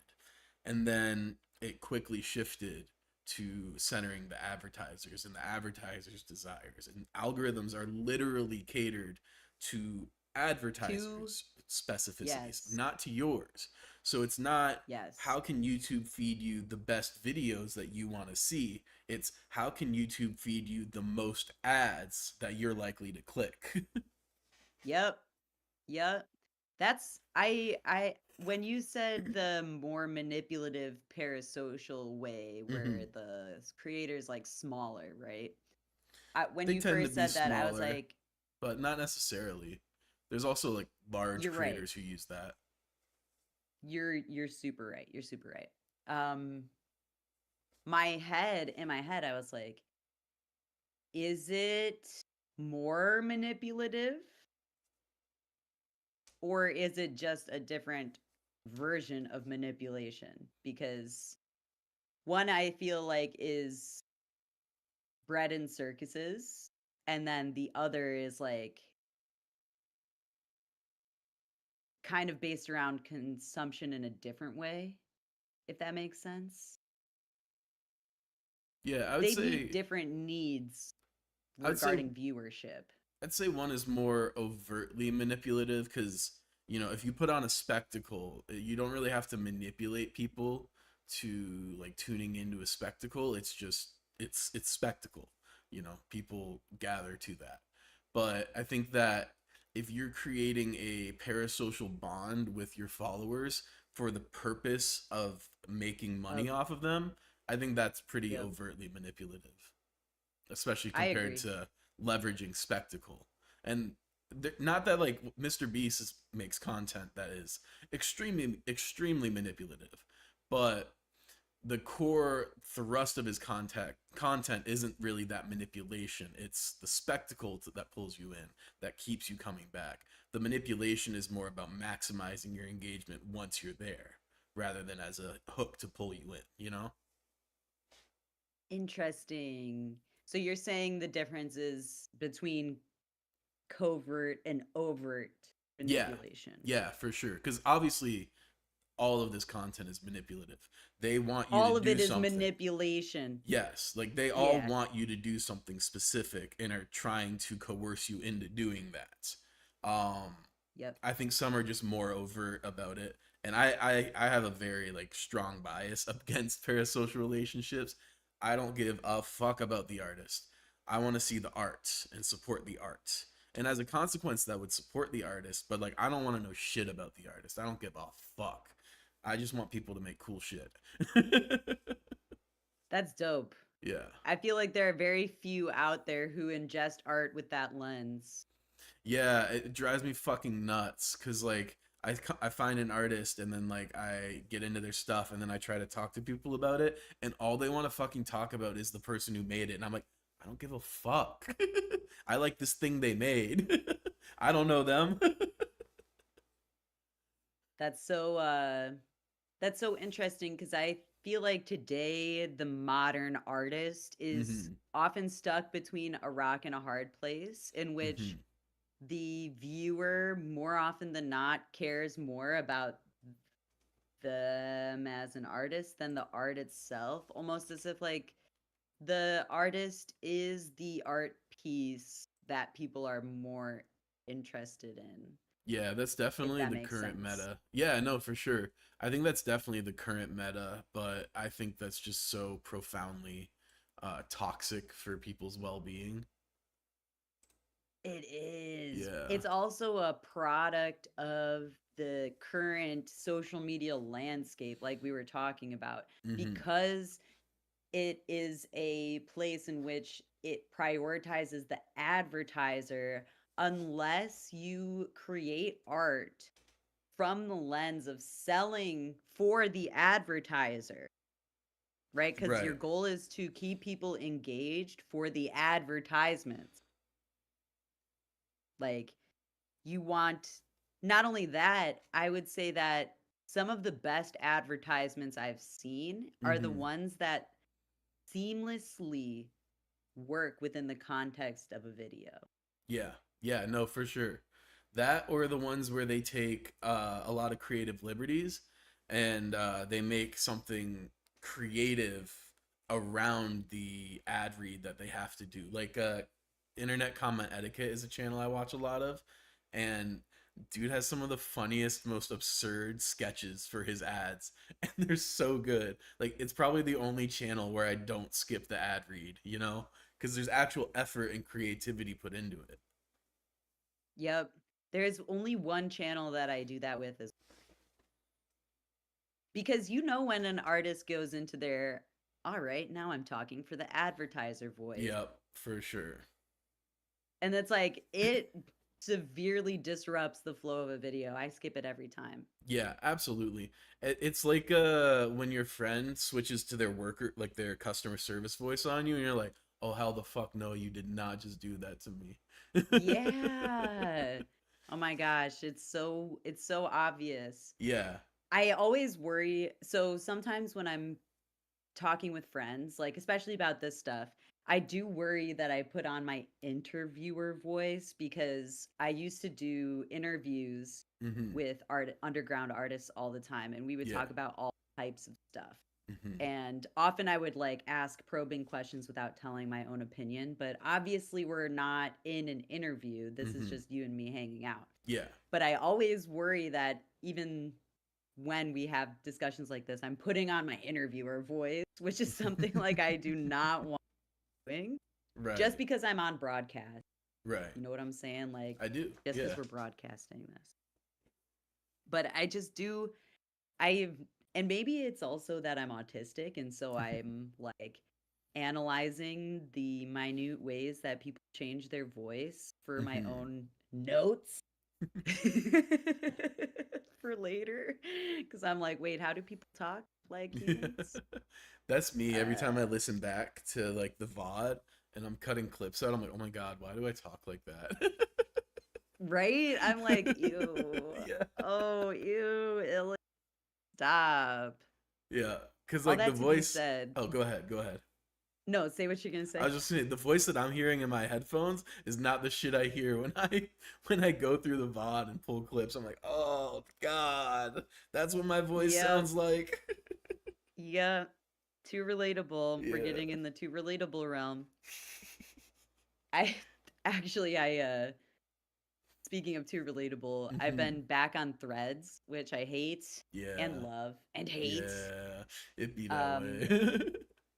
But I'm only on Threads through Buffer, Okay. which is like a nice change of pace, Mhm. like a third-party scheduling app, so that I don't have to actually be on Threads. Nice. That hasn't stopped me from being like so infuriated, like even the moment I began Mhm. Threads. So wait, what were we talking about? What were we talking about? Tone. Code Talking switching about tone of in voice, advertisement. code switching, advertising. Oh, yeah, I don't have anything. All that to be said, I hate Threads. This moment brought to you by ADHD. I had something valuable to share, I I'm swear sure. to God. I'm sure. I've been there. It doesn't matter. Social media sucks. I Yeah. did recently post that like Threads is a panopticon, Mhm. and even YouTube is a panopticon in itself, where we are all in this same prison in which the guards are invisible. So we kind of police each other into acting certain ways. And the way that the social media, this is like ultimately surveillance capitalism, right? Mhm. Is like the guards are invisible, but because of that, we're psychologically policing each other through comments, through this and that, through different actions, Mhm. and all for the express purpose of capital, Yeah. making money. And so a lot of people are, at least I know for myself, like I get a lot of hate comments, and I face a lot of that discomfort online on like a whole separate level, outside of just like, oh, I'm trying to make a good video for the algorithm. Like on top of that, Mhm. the audience fucking sucks. Yeah. Yeah. It's funny. Like, no I actually offense. no. I posted on Threads the other day. I said people don't want artists. They want aesthetically pleasing sycophants. They do. Because like a proper artist is someone who is going to challenge your perspective. They're not going to just tell you what you want to hear. A real artist is going to say what they feel, and it's probably going to piss you off because that's what good art does. Absolutely. Mm-hmm. Absolutely. Yeah, I think that it's really important to engage with those things. And I think for a long time as a creator, I struggled with being disliked. Mm-hmm. But I think 2024 really shifted my perspective about that in like so many different ways. Yeah. And I think that's really good. At least for me, like I needed to change my perspective. Mm-hmm. I really did. I think it's made me a better artist to be like, oh no, it's fine. Yeah. People are gonna hate this. People are gonna hate this. No one remembers the artists that were universally beloved. Like in the history books, it's always the ones who pissed people off. Like those are the ones who made a difference, who actually matter in the long term. Also, like it just is what it is. That's why like you look at all the mainstream celebrities, right?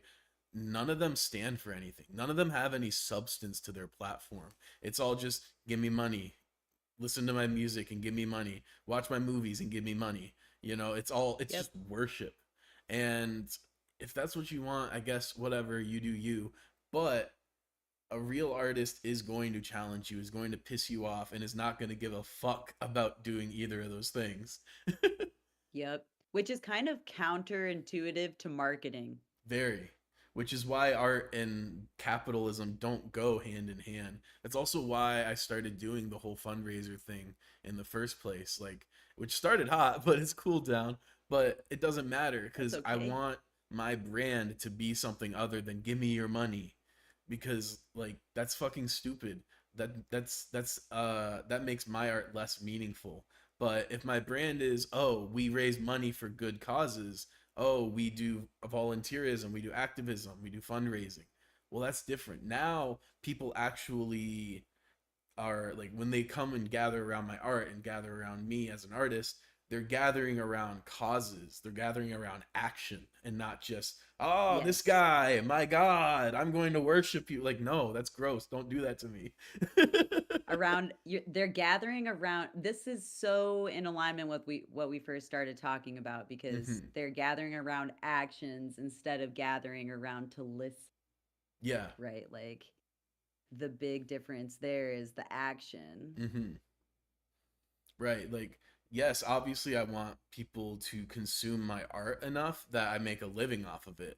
But more than that, I want people to take action because of my art that makes the world a better place. Yes. Yes.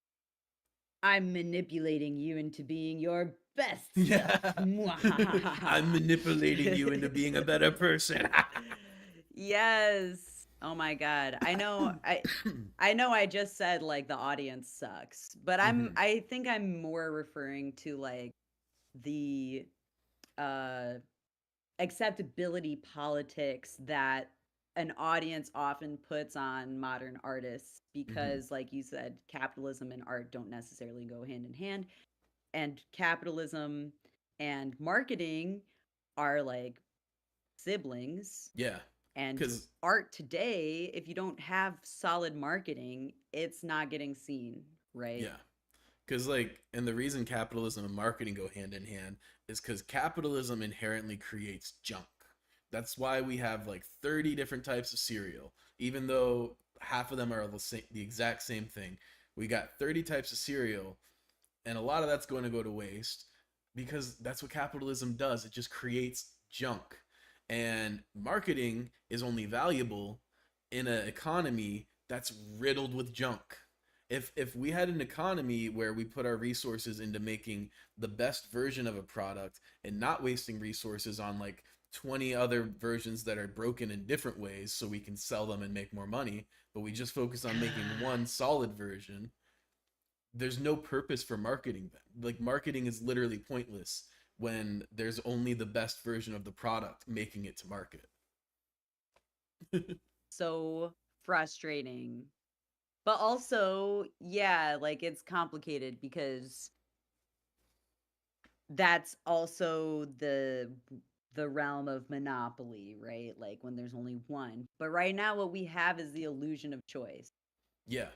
And a monopoly is ultimately only really that concerning under capitalism, where it's an inherently exploitative system. Like, if things are monopolized under a socialist system, you know, a pro human system, okay, that just means shit happens faster. They can make a unilateral decision. It's like, oh, we need to increase production because there's high demand. Okay, let's make a fuck ton more of whatever this item is that's in demand. That's why the Chinese government is able to develop so quickly, China, and modernize so many parts of it so quickly, is because they have that unilateral structure. So, yeah. Wow. Makes me want to rage. Yeah, yeah.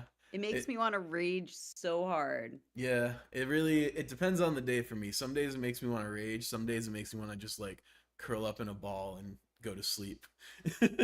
You were having an existential crisis. I hope that we didn't just add to it. No, you're good. You're good. We're basically talking about the why I'm having an existential crisis at this point.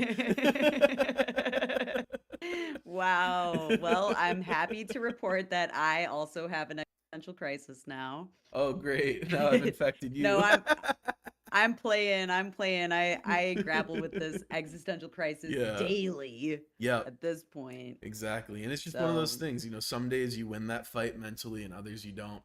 And you just got to keep pushing through because I want to do this. This is literally like the only thing that I want to do. So I don't even care how much I believe in myself on some days. I'm going to push through, you know? That's so fair. Yeah. That's so fair. Yeah. Yes. I think that I go in and out of self-belief, if that makes sense. For sure. I think that as an artist, my benchmark for success is very much changing all the time. The more I perceive the purpose of art within capitalism, the less confident I become in succeeding under that standard, if that makes sense. Yeah, totally. Simultaneously, the more I process all this stuff, the more self-empowered I feel to create art that has deeper purpose. And so there's this war raging. Maybe this is the revolution waging inside of me, right? I have this like creative struggle happening where I must survive under the system that we have now, and also my art actively rages against it.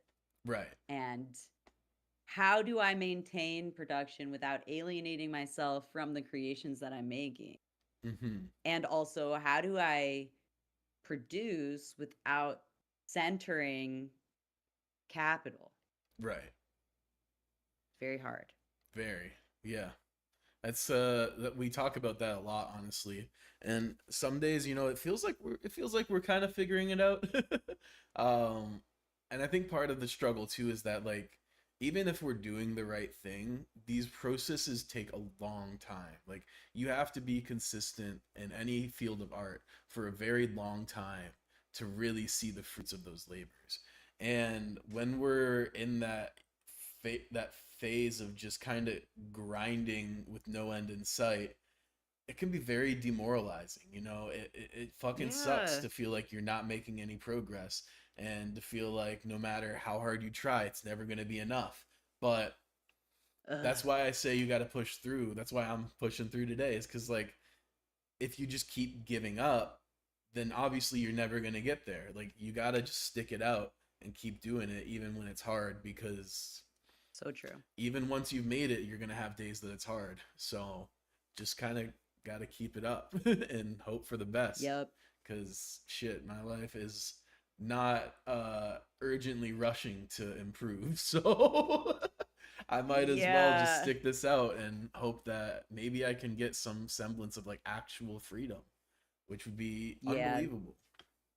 But yeah. Yeah, this has more or less.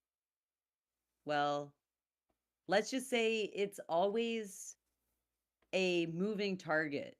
Mm-hmm. And like, at least for me, I'm like, well, what is progress even? Because like half the time I need to rest and I'm not choosing that. Mm-hmm. And is that progress? I don't think so. And then I like have this ever moving target of like, well, what does it mean to be like a successful artist Mm-hmm. in today's world? What does it mean? Like, there are some trappings of being a successful artist in a capitalist society, like my art pays my bills and da da da da da. Mm-hmm. But does that ultimately mean that you are a successful artist? Mm-hmm. Does that mean that your art has a purpose that goes beyond just like maintaining your I guess cast, Right. maintaining your cast. And so I don't know. I'm always I'm really struggling these Mm-hmm. days with just being an artist in general and Yeah. trying to make art for $1. Like Right. I recently had to fully disconnect from it. Um like every once in a while an artist will hire me for a technical project, but Mm-hmm. I had to stop making it my like central job Right. because it that was giving me more existential having being a full-time artist was giving me more existential crisis than being like an unsuccessful artist by today's standards, if that Mm. makes sense. Yeah. Yeah. Because that's another element too, is like, even if you get to the point where you are making a living on it, are you doing it in the industry? Because then it's going to still be a grind. You'll get ground out into nothing probably. Or have you managed to find an independent route to do it? Because if you're in control of how the business is operated, you can suddenly make things operate in a much more ethical way. But it's tough. I mean, you hear like the horror stories about people who make movies and all the bullshit that they put up with because they love it, and it's the only industry that lets them make movies for a living, even if that just consumes the entirety of who they are. And like, that's not right. Like, I hate that our society demands that you be entirely consumed in the meat grinder if you want to make a living as an artist. Like, there has to be a middle ground here. That's just insane. So, Yeah, I know. There was starting to become a middle ground, but then all the tech bros were like, AI. mm-hmm. Yep, exactly. And like, society is constantly devaluing art. It's it's hard to stay optimistic, but I don't know. I guess I just ultimately believe that people will choose goodness and choose the right thing and choose to support one another. And at the end of this It's dark, so dark tunnel, maybe we'll actually see some hope. yo, absolutely. And I will say this, I feel like the average person is not doing a ton to devalue art. No, yeah, for sure. But these corps are definitely going the extra mile to devalue art. Like Spotify itself, Oh my god, their yeah. whole platform is committed to devaluing indie artists, even though their marketing scheme is like, we're doing so much for the indie scene. It's really messed up. Like their loud and clear marketing is such manipulative bullshit. Mm-hmm. Oh my gosh. It was like like at one point I was reading it, it said something about artists writing music in more than 10 different languages saw the most success on the platform. I'm like, yo, you just want me to go and write my songs in 10 different languages? Right, like, and I feel like the quiet part of that is them saying that like AI artists are the ones who are doing the Right? best. Because Right? who the fuck else speaks 10 languages or has the resources Like, to translate and re-record? Like, that's a ridiculous thing to say. ridiculous. Absolute ridiculousness. It's like you have to be an artist that is fully committed to capitalism to Mm-hmm. make to be successful. And like Yeah. I personally believe that AI as it stands right now is under a fascist system. Like the Mhm. tech bros are in part and parcel of the fascist system that we're seeing here today. Mhm. And they stay going on interviews saying that artists are lazy and want a faster, better way to make art. Mhm. And that's why they make AI. They shit on the very artists that they want using their products. Mhm. And so many artists are kind of falling for the scam, not even realizing that when you feed these AI programs your home baked art, Mhm. you lose all ownership of that. Yeah. That is literally devaluing creative impact and your intellectual property. Yeah. But people don't know. The average person who's using AI doesn't know stuff. Yeah. Cornelius says, that's why I got my own independent record label. Hell yeah. That's the fucking way to do it. The future is indie. Nice. Nice. Yeah.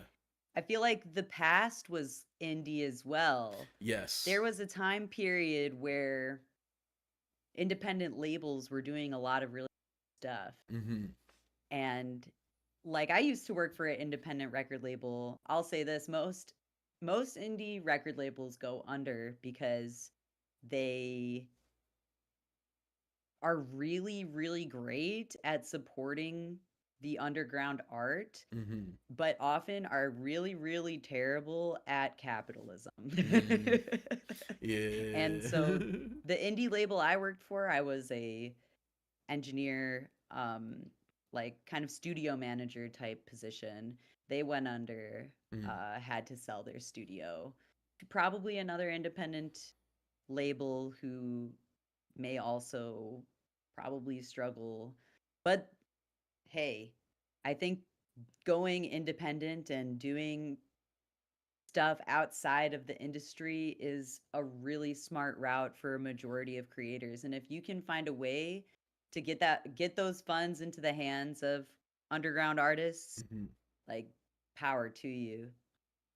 You said, "Oh snap, I didn't know this was indie. I specialize in alternative rap, alternative hip hop, R&B, rap, hip hop." Yes. I mean, I'm not necessarily like outside of those. The label that I worked for did alternative rap, alternative hip hop, R&B, punk. Mostly though alternative rap. So a lot of I'm actually talking from that angle as well. But I see that as when I say indie, I think independent. I don't necessarily think like the genre indie, if that. Yeah. Yeah. I haven't really thought that way since like 2010. I was yeah, that is a very indie being like not a genre. Yeah. I feel like back in the day indie was not a genre more than it is now. Now it's very much known as a genre. So I could have been a little bit more clear about that. My apologies. But yeah, definitely cool that you have a record label. Yeah, Shout for out to sure. that. That's sick. Yeah, I think. How long have you been doing your record label? Yeah, it's a great question. I think we need more labels like that, honestly, that are helping network independent artists and building these. I think that we need smaller clusters of fans that are accessing artists through interconnected networks like independent labels. And so there's crossover, but they're not as heavily concentrated as the mainstream allows the concentration to grow. Because I don't see these fandoms being this size as anything but negative. Like super expensive tours, 1,000,000,001 versions of an album released just to milk more money from fans, total inaccessibility. Like I don't know. I think the indie artists, and maybe it's just because I'm biased because I grew up consuming mostly small time artists, but I just think it's better.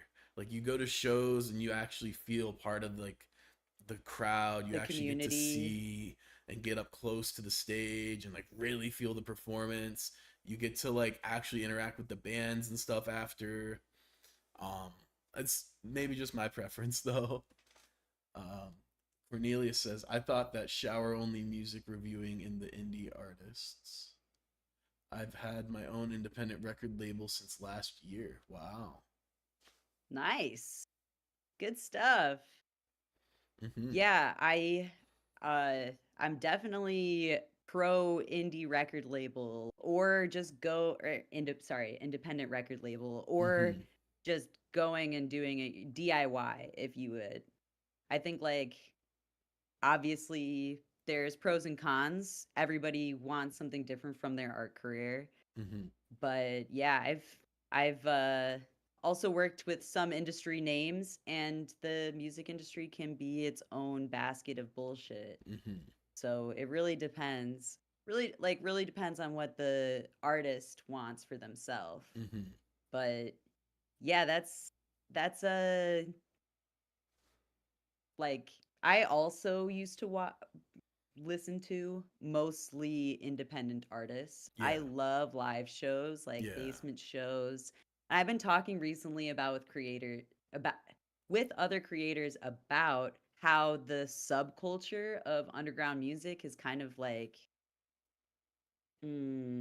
it's like fading out and Mm. it's being replaced by niche culture. And if you go on YouTube at all, there's and go into the like artist creator YouTube, like how to be an artist, music artist YouTubes or whatever, they Mm. always say, "Oh, pick your niche.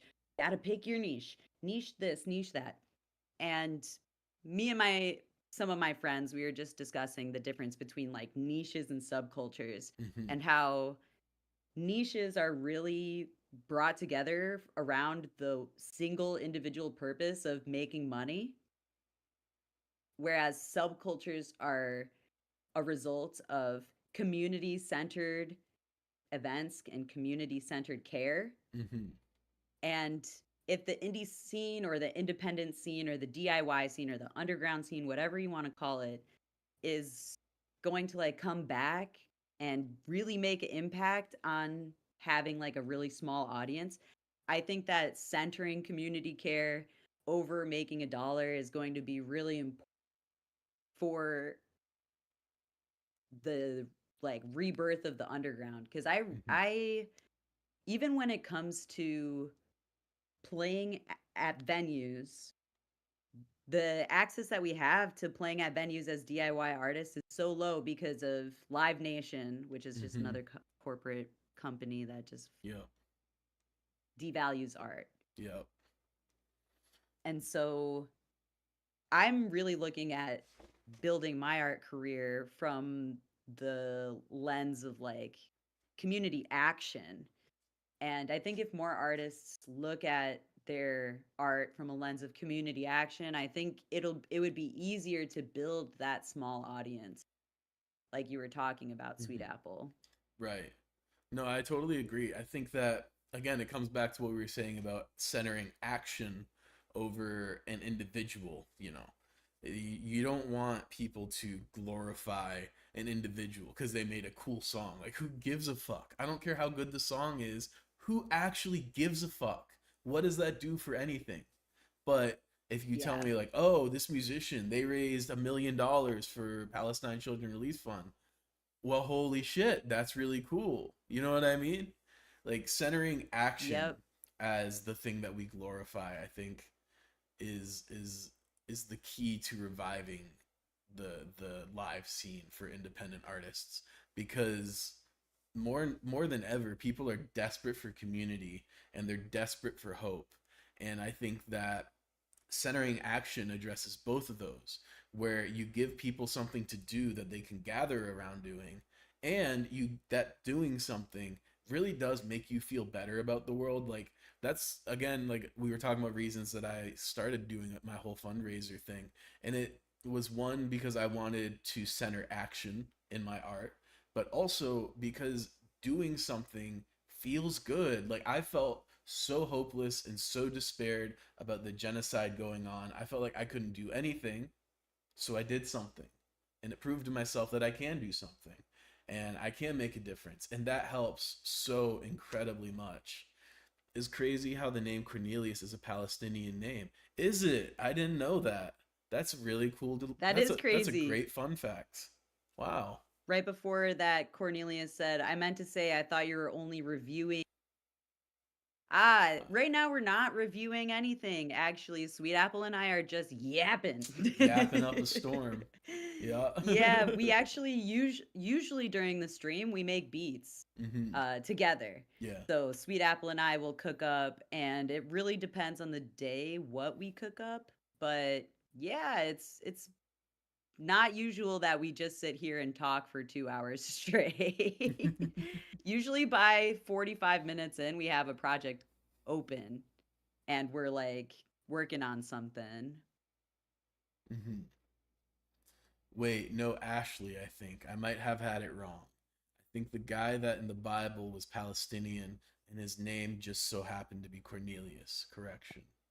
Okay. Oh, there's a few Palestinians in the Bible. Like Goliath is a Palestinian.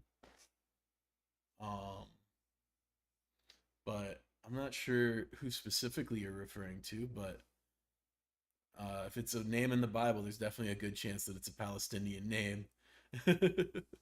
Facts. Yeah. Facts. Sweet Apple and I both went to Bible college, but we both also failed out of Bible college. Oh, wait, let me speak for myself. I failed out. I don't know if you failed out or if you just switched schools.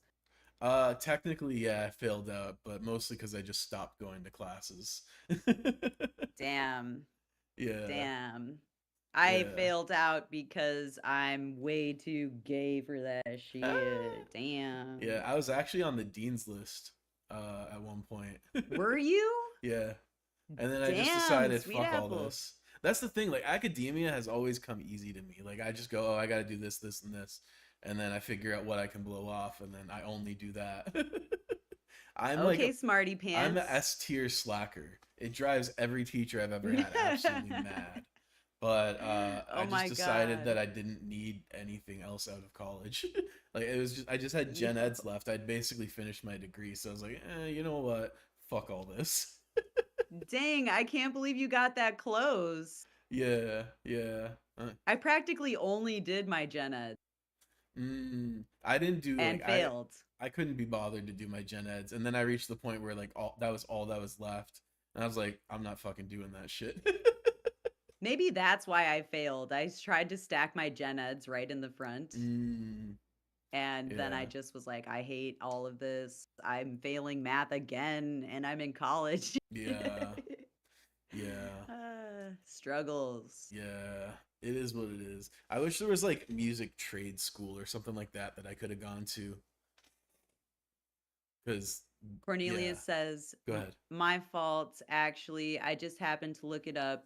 He was a Roman centurion who was named Cornelius, who were close with Peter and was located somewhere in Palestine.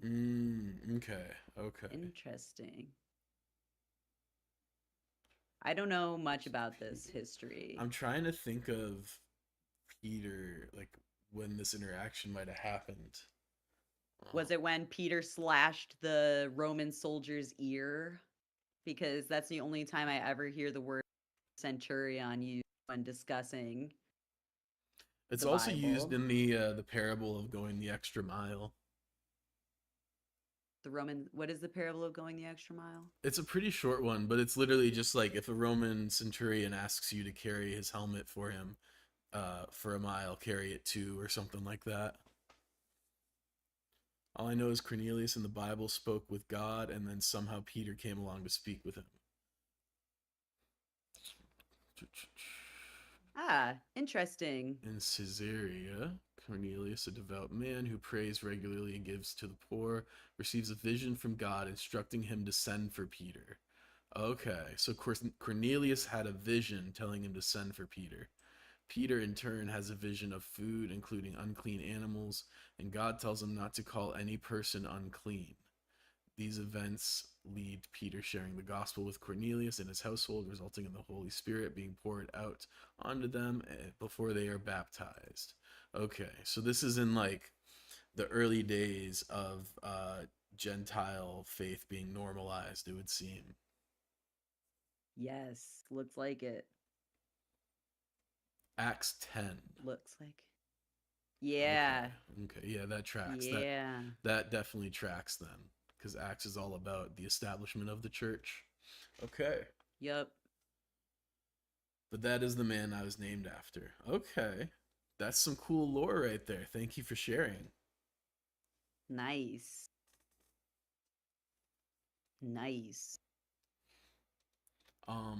What were we talking about? I got so side quest. Failing out of Bible college. Oh yeah. That did briefly.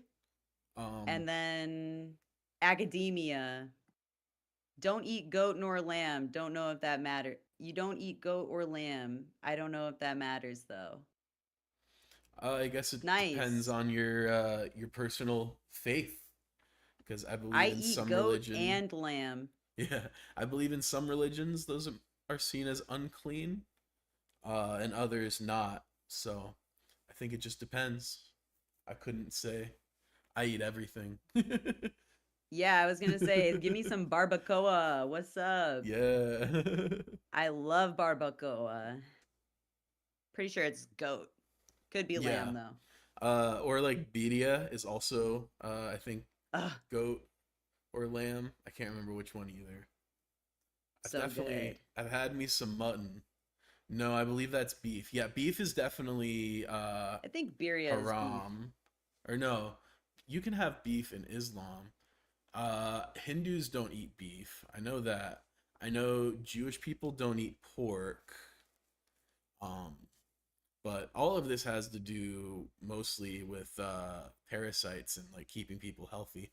A lot of the stuff that you look through in like the Old Testament that's like don't eat this animal, don't wear mixed cloth and stuff has it's mostly about just like sanitation and health. Yeah. It's really interesting. I was gonna say. Yeah. Yeah, contextually, all that stuff is very much about like, because there's even verses about like not using a cracked bowl. Yeah. Like, and you know, the truth is food gets into the cracks of the bowl and you get really sick, you know? Yep. So It's I just Googled it though. Barbacoa and birria both are made with goat, lamb, sometimes with beef. Yeah. In the States, birria is usually made with beef. Honestly, Christians in the Old Testament aren't supposed to eat pork. Yeah, no swine nor certain sea crustaceans. Yup.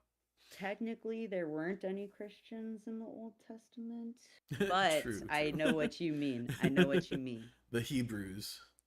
The Hebrews, yes. Yeah. Yes. But again, that was often because of like Parasites, sanitation yeah. reasons. Nowadays, it's you know, I mean that's like contextual history though. Yeah. Like not telling you what to believe as far as your spiritual ideals. Just we're nerds and we can't help but drop facts. We are nerds. Nerd alert. Nerd alert. We're a very special kind of nerd in which we have read the Bible front to Honestly, the parasites that affect the human body are the true demons. On God. Facts. That's truth right I've there. had a parasite before. Had a parasite. Oh, damn. It was really, really horrible. I bet. I came close. I got some sushi and I was eyeing one of them pieces. And I was like, no, sir. And I have no regrets about not eating it. Nice. Smart. Yeah. Yeah, I feel like if the Old Testament was written today, it would be like, thou shalt not eat McDonald's. That's actually probably a fact. Yeah. Like, I really think, just off the merit of like, you don't know how that food's going to impact your body. Yeah. Yeah. Thou shalt not buy Parasites. shoes from Nike produced with child labor. Yeah, exactly. Shit like that. That's true. You should go through the 10 commandments and just modernize them. That'd be That would be that'd piss so many people iconic. off. It'd be kind of funny. It would. It would. And especially if I guess your twist is still in alignment with Christian values, I feel like it would be even funnier. Yeah, for sure. My my wife's mom is like she's Christian, but also is like kind of has Catholic roots. And she was telling us to do something, and my wife kind of like made a joke, a very harmless joke about going to church and wearing a shirt that had the Virgin Mary on it so that my wife would look like she's a Catholic when she goes to church. Like that was my wife's joke. And my wife's mom was like, "You do not make fun of the saints like that. That is a curse." And I was like, "Damn, we just got cursed. This is crazy." Watch out, no jokes allowed. No jokes allowed, no funnies. I always love dropping the little tidbit on Catholics. It's like, so like, y'all realize that you're committing a sin by praying to the saints, right? Because like you're elevating idols, humans to the role of the Holy false Spirit, idols. And therefore putting them on the same tier as God. And I don't think that tracks. What does a Catholic respond to that? Usually people just scoff, but and get like pissy. But I did have one that's like, who are they? What is, and like, you know, just the typical straw grasping fallacies. But yeah. Yes. Yeah, I haven't gotten an funny. actually good response. Usually just like the typical cop outs, because that's just not internally consistent logic. As someone who neither practices Christianity or Catholicism, I really don't care. I'm like always learning about the saints because I think that understanding like religions outside of mine or my framework is important, and I didn't grow up. So the Virgin Mary was a nun, right? Actually, the Virgin Mary is to Jesus H. Christ. Yeah. Also, I don't know if she was a nun, because she was like 16 when she had Jesus, I'm pretty sure. So, Yeah, I'm fairly certain she was never a nun. yeah. I think she was just a little girl who got married off to a 30-year-old man and then was immaculately pregnant.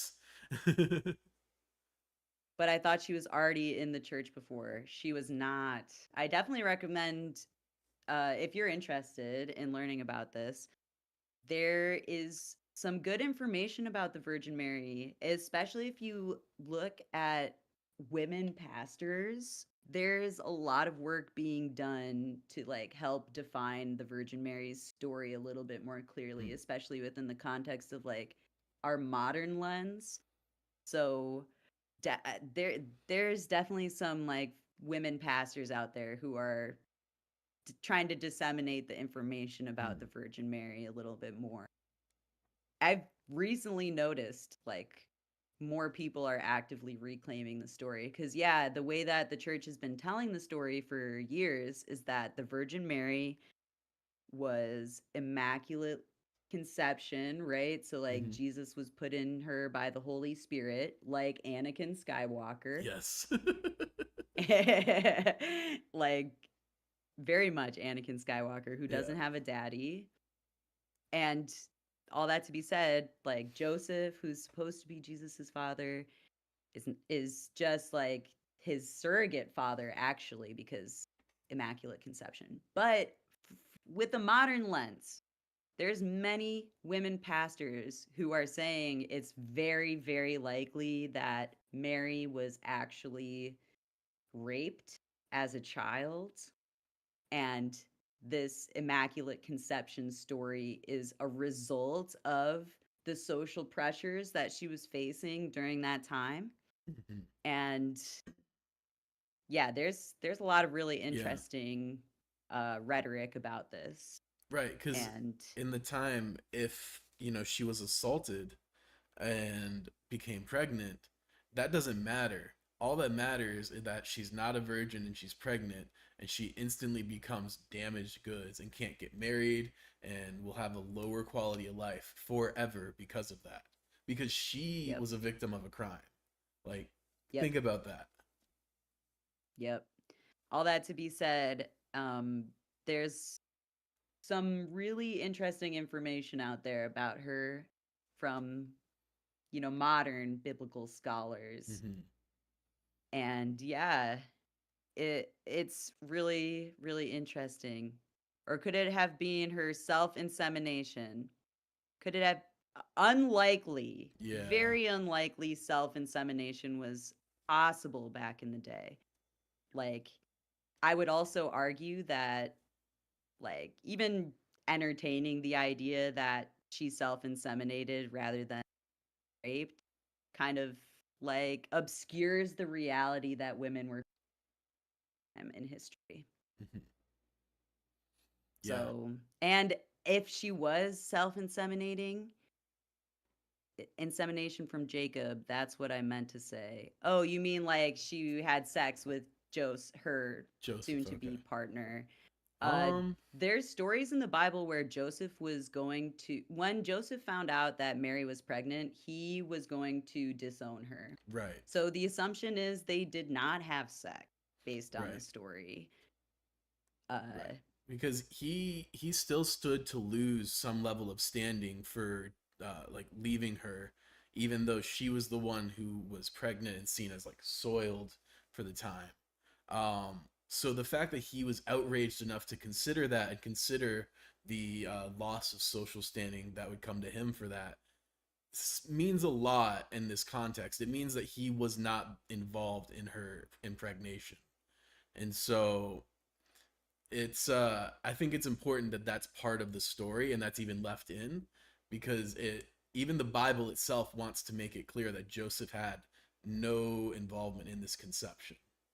So Yes, in the conception of Jesus. I would say that that's very unlikely, because even though it was a much less severe loss of social standing, Joseph still would have suffered had he gone through with disavowing Mary. Yeah. Yes, that's true. That's true. I it's so wild to talk about this stuff because like I don't talk about the Bible almost ever. Yeah. Not that I have a problem talking about Mhm. the Bible, because I really do like discussing it with some people like Sweet Apple. I really love discussing it with you. Yeah, it's just so funny that we're having this discussion right now because I It is. never talk about the Bible. I can feel the Oddly. cobwebs coming off as the gears start revving up, you know? Me too. I'm like, actually, verse 32 there says, so wild. I haven't done Yeah. this. Actually, the last time I did this was when I talked to my grandma, who is like very queer phobic, Mm. and she was saying some mean things about transgender people to me. And I Mm. was like, hey, grandma, like the Bible says that you have to respect transgender people. And she was like, what? No, it doesn't. The Bible talks against that. I was like, actually, have you ever heard of a eunuch before? EUNUCH? Eunuch? She was like, yeah, I've heard of eunuchs before. I was like, you realize they castrated themselves for God. Like eunuchs were castrating themselves to be more spiritually close to God. Mhm. And that's literally what transgender people are doing today. We called ourselves eunuch back then. We call ourselves transgender now.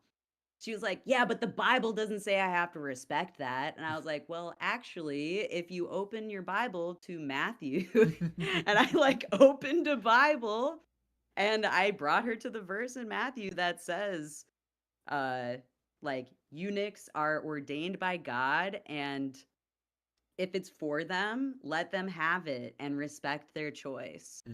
And so, like, the Bible literally says respect transgender people, transgender rights. And my grandma was like, well, you've left me a lot to think about. I was like, yeah, grandma, actually, the Bible left you a lot to think about. I just pointed out the passage. Yeah, You yeah. know? It's So all about funny. understanding a person's mind on the complexities of who he or she is. For sure, for sure.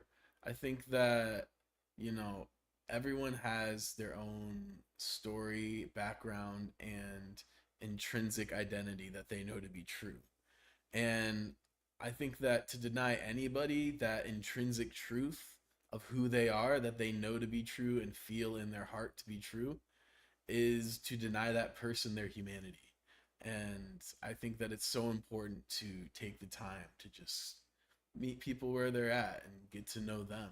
Because I think a lot of Christians, where they fail is that they're so concerned with making sure you're like part of the club that they don't even bother to take care of you as a human and ask how you're doing or give you space to open up or express yourself. They have no interest in that. And it very much comes across and leads to a lot of doors being closed on them. Honestly, the last Yes. pope before he died honestly said that we shouldn't, as a generation of Christians, shouldn't talk down about people's sexuality and what they have come up with.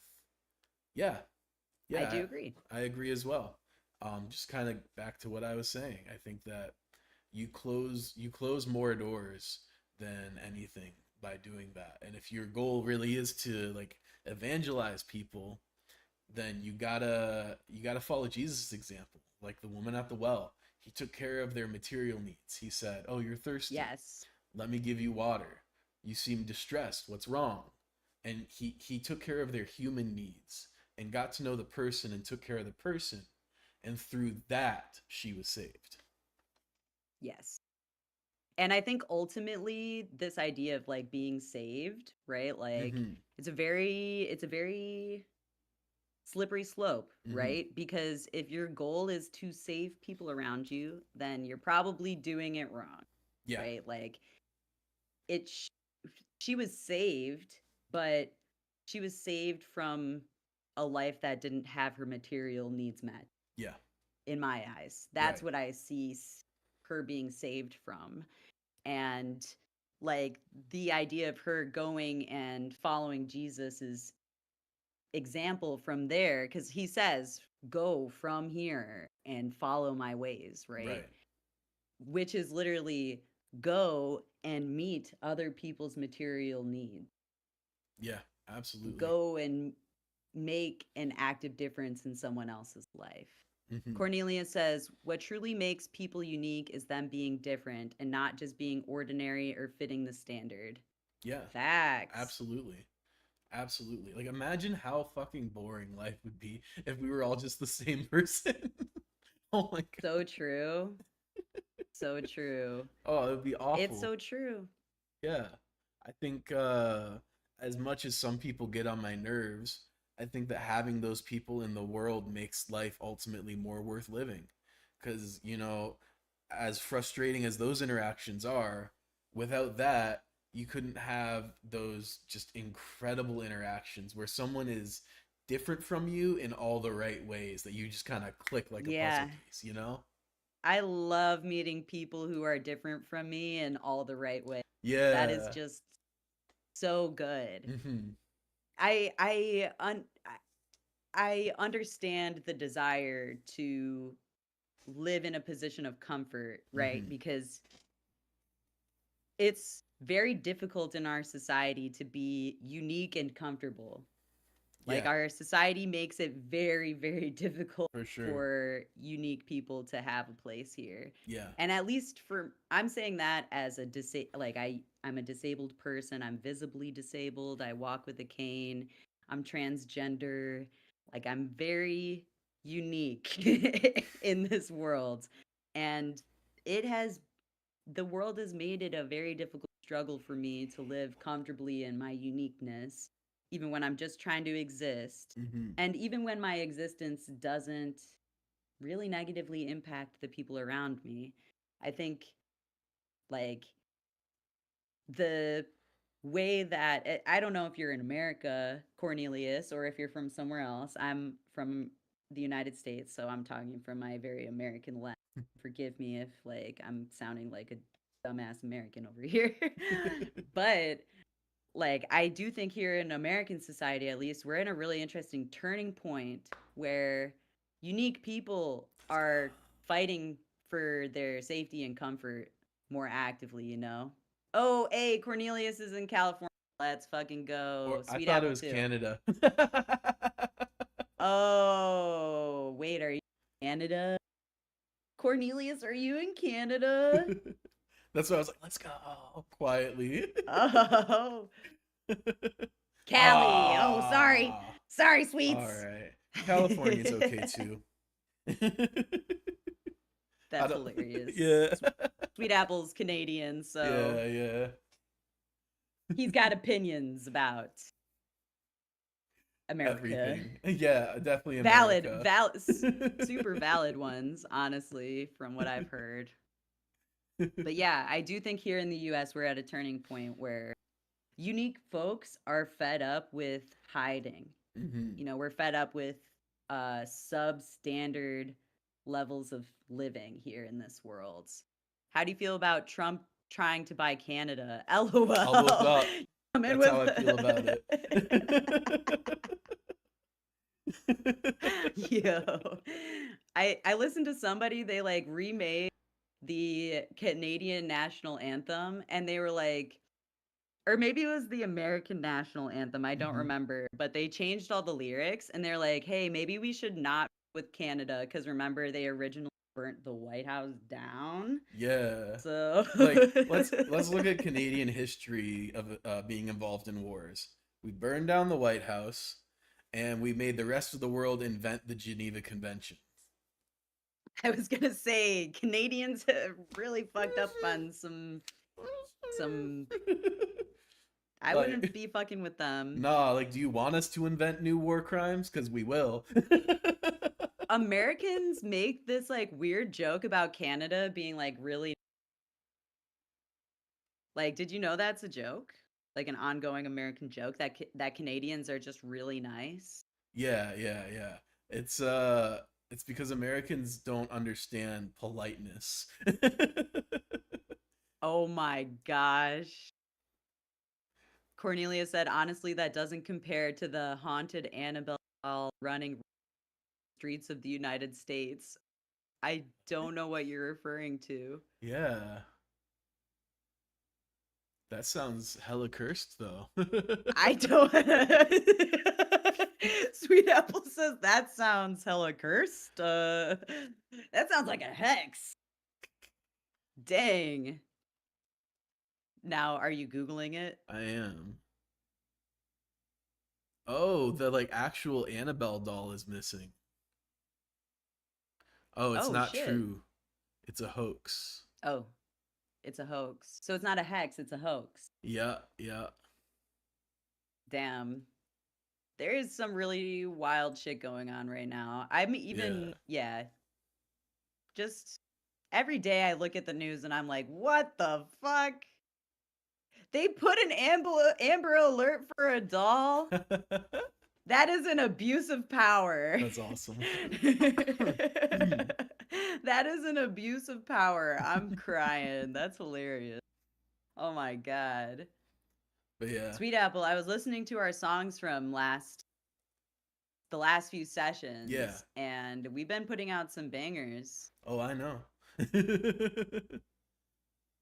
Cornelia said that wasn't any doll. That was the Annabelle doll that they made like 10 movies about being haunted. Yeah. I Googled it, and the like second article that comes up is claiming that that's a hoax, though. I don't think it actually went missing. Unfortunately, because that would be very interesting. Is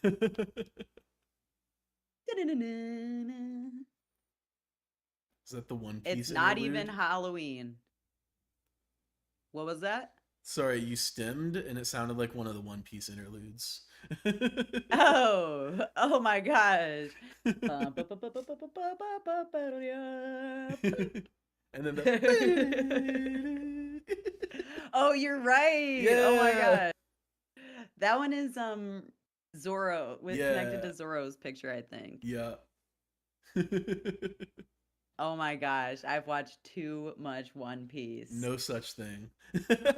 I love it. Oh my gosh. Yeah. I actually I made was a. explaining it. Go ahead, go ahead. Oh, you go. You go. You go. You Okay. go. You go. I made a One Piece post today actually on Threads. I'll pull it up because it's a long quote. But it always just blows my mind how people think One Piece isn't political. So I said people. What? Yeah, yeah. Like this comes up all the What? time. So like It's so political. yeah. So this post is phrased as like a hypothetical conversation. Starts with people with no media literacy saying, "One Piece isn't political." And then this is literally a like bar for bar quote from One Piece by Don Quixote. All right? Pirates are evil, the Marines are righteous. These terms have always changed throughout the course of history. Kids who have never seen peace and kids who have never seen war have different values. Those who stand at the top determine what's wrong and right. This very place is neutral ground.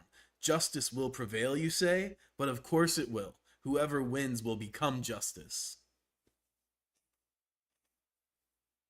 Shivers. Right? Like fucking One bars. Like, it not just is it political, it is critical theory. Yes, like It is. like It's like the foundation of a lot of people's critical theory. yes. Like Guaranteed.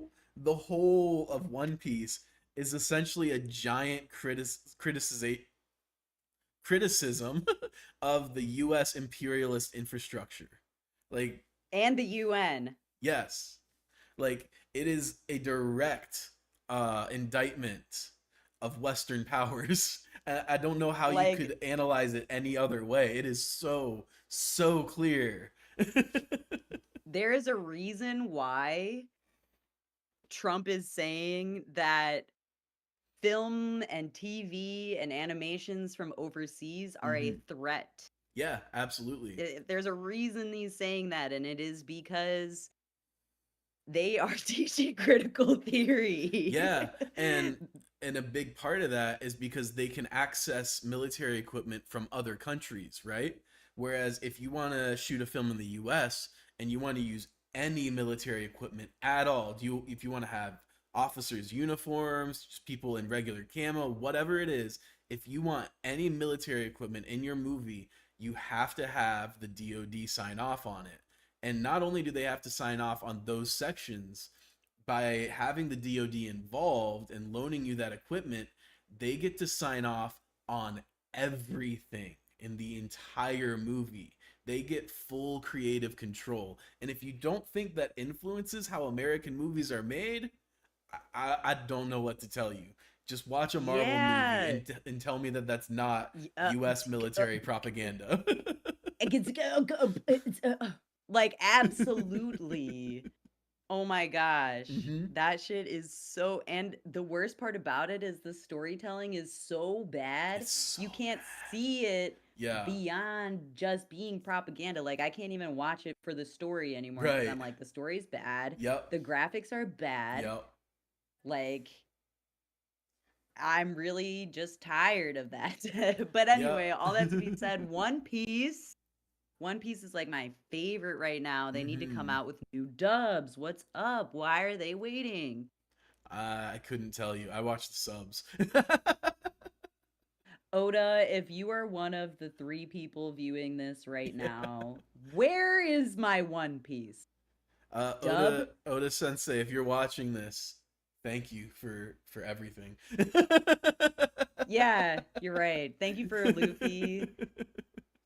I think that, okay, one of my favorite parts about One Piece, though, is how joy is at the center of the revolutionary Yes. energy. Absolutely. And I think that's just so, like, in terms of animation, if he didn't take 25 years to tell this story, it may have come off very childish. Mm-hmm. And it may have come off like, oh, Joy is going to save the world. Yeah, that's a very cartoonish approach, Right. right? But because he went so deep, like so deep in the lore of and the world building of One Piece, making it almost a mirror image of today's world. Mm-hmm.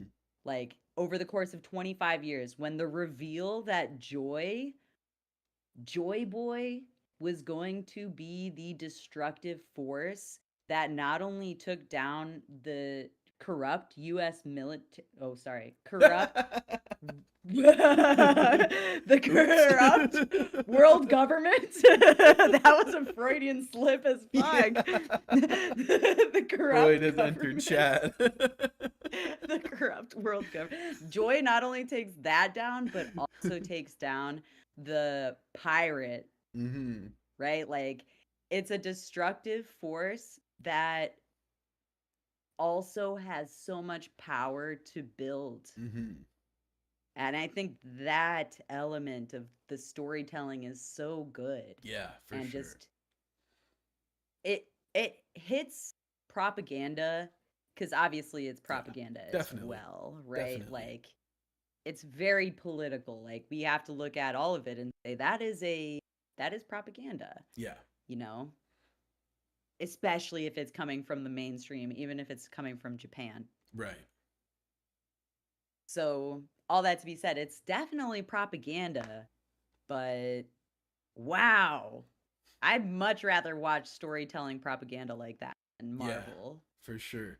I think a great comparison for One Piece too, because you mentioned how if they didn't take their time to really craft the world building and the storytelling, it would come across really cheesy.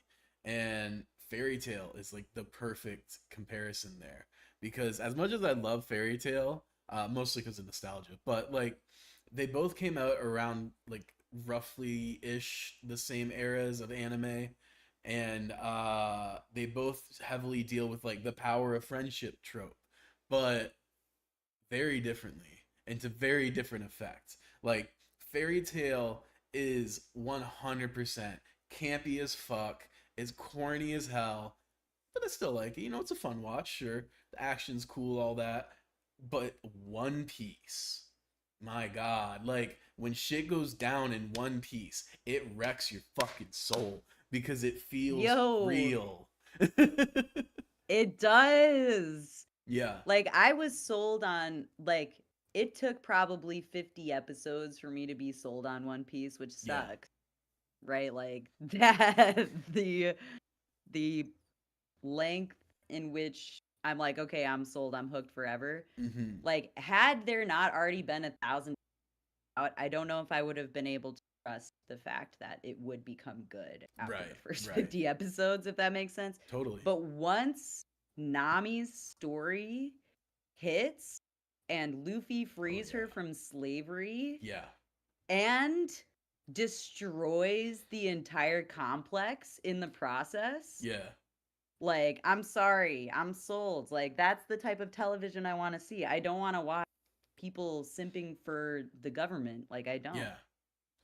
No, not at all. Like, oh, and like, there's so many little just human stories that do a perfect job of encompassing the captive feeling of living in today's world. Like, everyone is trapped by something until they meet Luffy, you know? And I think that that's what makes it such a great series, is that there's a member of the crew that everyone can see themselves in. Whether you see yourself as Luffy, like the Liberator, the Joy Boy, who's just like plowing through life and being like, be my friend. Or maybe, you know, maybe you're Nami and you're a slave in a more literal sense. Or maybe, you know, there's so many different. Maybe you're Zoro and your personality is swords. Right, like maybe you just you got like a flat personality that you've dedicated everything into this singular vision, and now you've got nothing but that, and you don't know where to go with your life, like Zorro, and you're directionless. Relatable. Yeah, maybe you're a Dang, am I musician. Zorro? Fuck. Maybe you're a musician who's lost his way and doesn't have anyone to help build the future they dream of. Maybe you're Frankie, who's a master shipwright and is excelling in his field, but just feels that emptiness and is desiring fulfillment. Like every member of the crew was captive to something until they met Luffy, and I think that's really profound. And I think that that is a big part of what makes One Piece hit home for so many people. You know what? They are captive to something, but also had a dream bigger than where they were. Yeah, for sure. You know, like I think that's so powerful. Like we're kind of breaking down the story, the elements that make it so good. Yeah. And it's making me think about the world building that I'm building here as well, right? Like when I'm trying to relate to my audience, there's something like very real about the human struggle of us being all captive to something. And even I love you saying that, because even characters in the show who come from like immense wealth see themselves as captive to those things, like Sabo. Yep. Right? Yeah, like absolutely. Characters who are like raging for freedom on like just like a larger scale, even outside of an organization or an organized group, right? Yeah. Because even now, 1,100 episodes into One Piece, it's very difficult to call the Straw Hat Pirates an organized group. Right. Like very difficult, but they're like, I really do like though too how Oda even humanized Luffy in so many instances in altercations that he had with like Usopp, where other members of his crew had to teach him like, hey, like Zoro had to be like, no, we have to put our foot down about behavior like this. Like we can't be okay with members of our crew leaving on a whim. Right. And trying to return like nothing happened. You know, like Luffy in his own way had to like come to terms with some of his, like he had to go through character growth outside of just leveling up his fighting skill. Yeah, absolutely. You know? Absolutely. And I think it's cool. Like, and Luffy even has his own like stuff that he is burdened by, because he inherits quite a bit of people's will, you know, that don't make it into the later arcs of the show. He takes on the burden of a lot of inherited will throughout the series of the series. Yeah, it's true. I mean, it's even visible in like Ace's storyline. You know, that's a big discussion that Oda has in One Piece. Is the inherited like generational trauma and the inherited burden of the next generation, right? Yeah. It's so funny because One Piece is about the next generation, but it has been going on for several generations.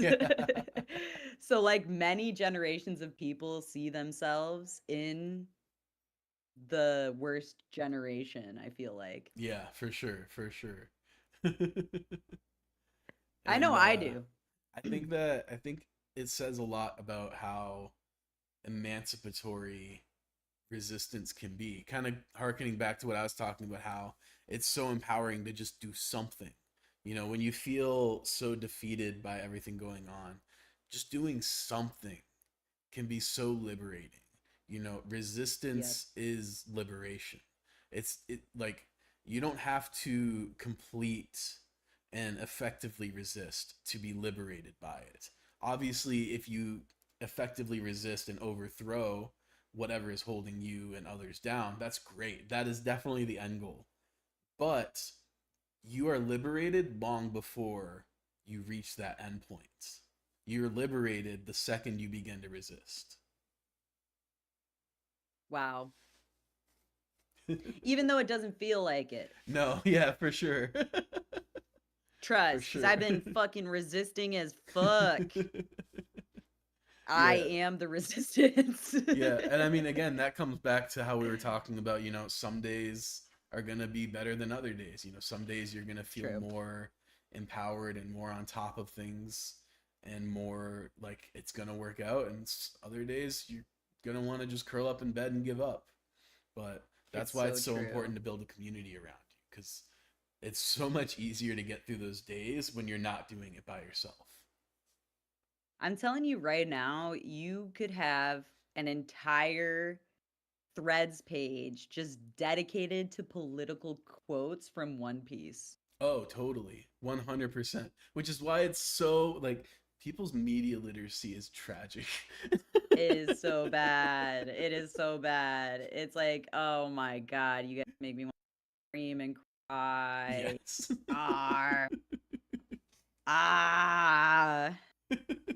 So bad.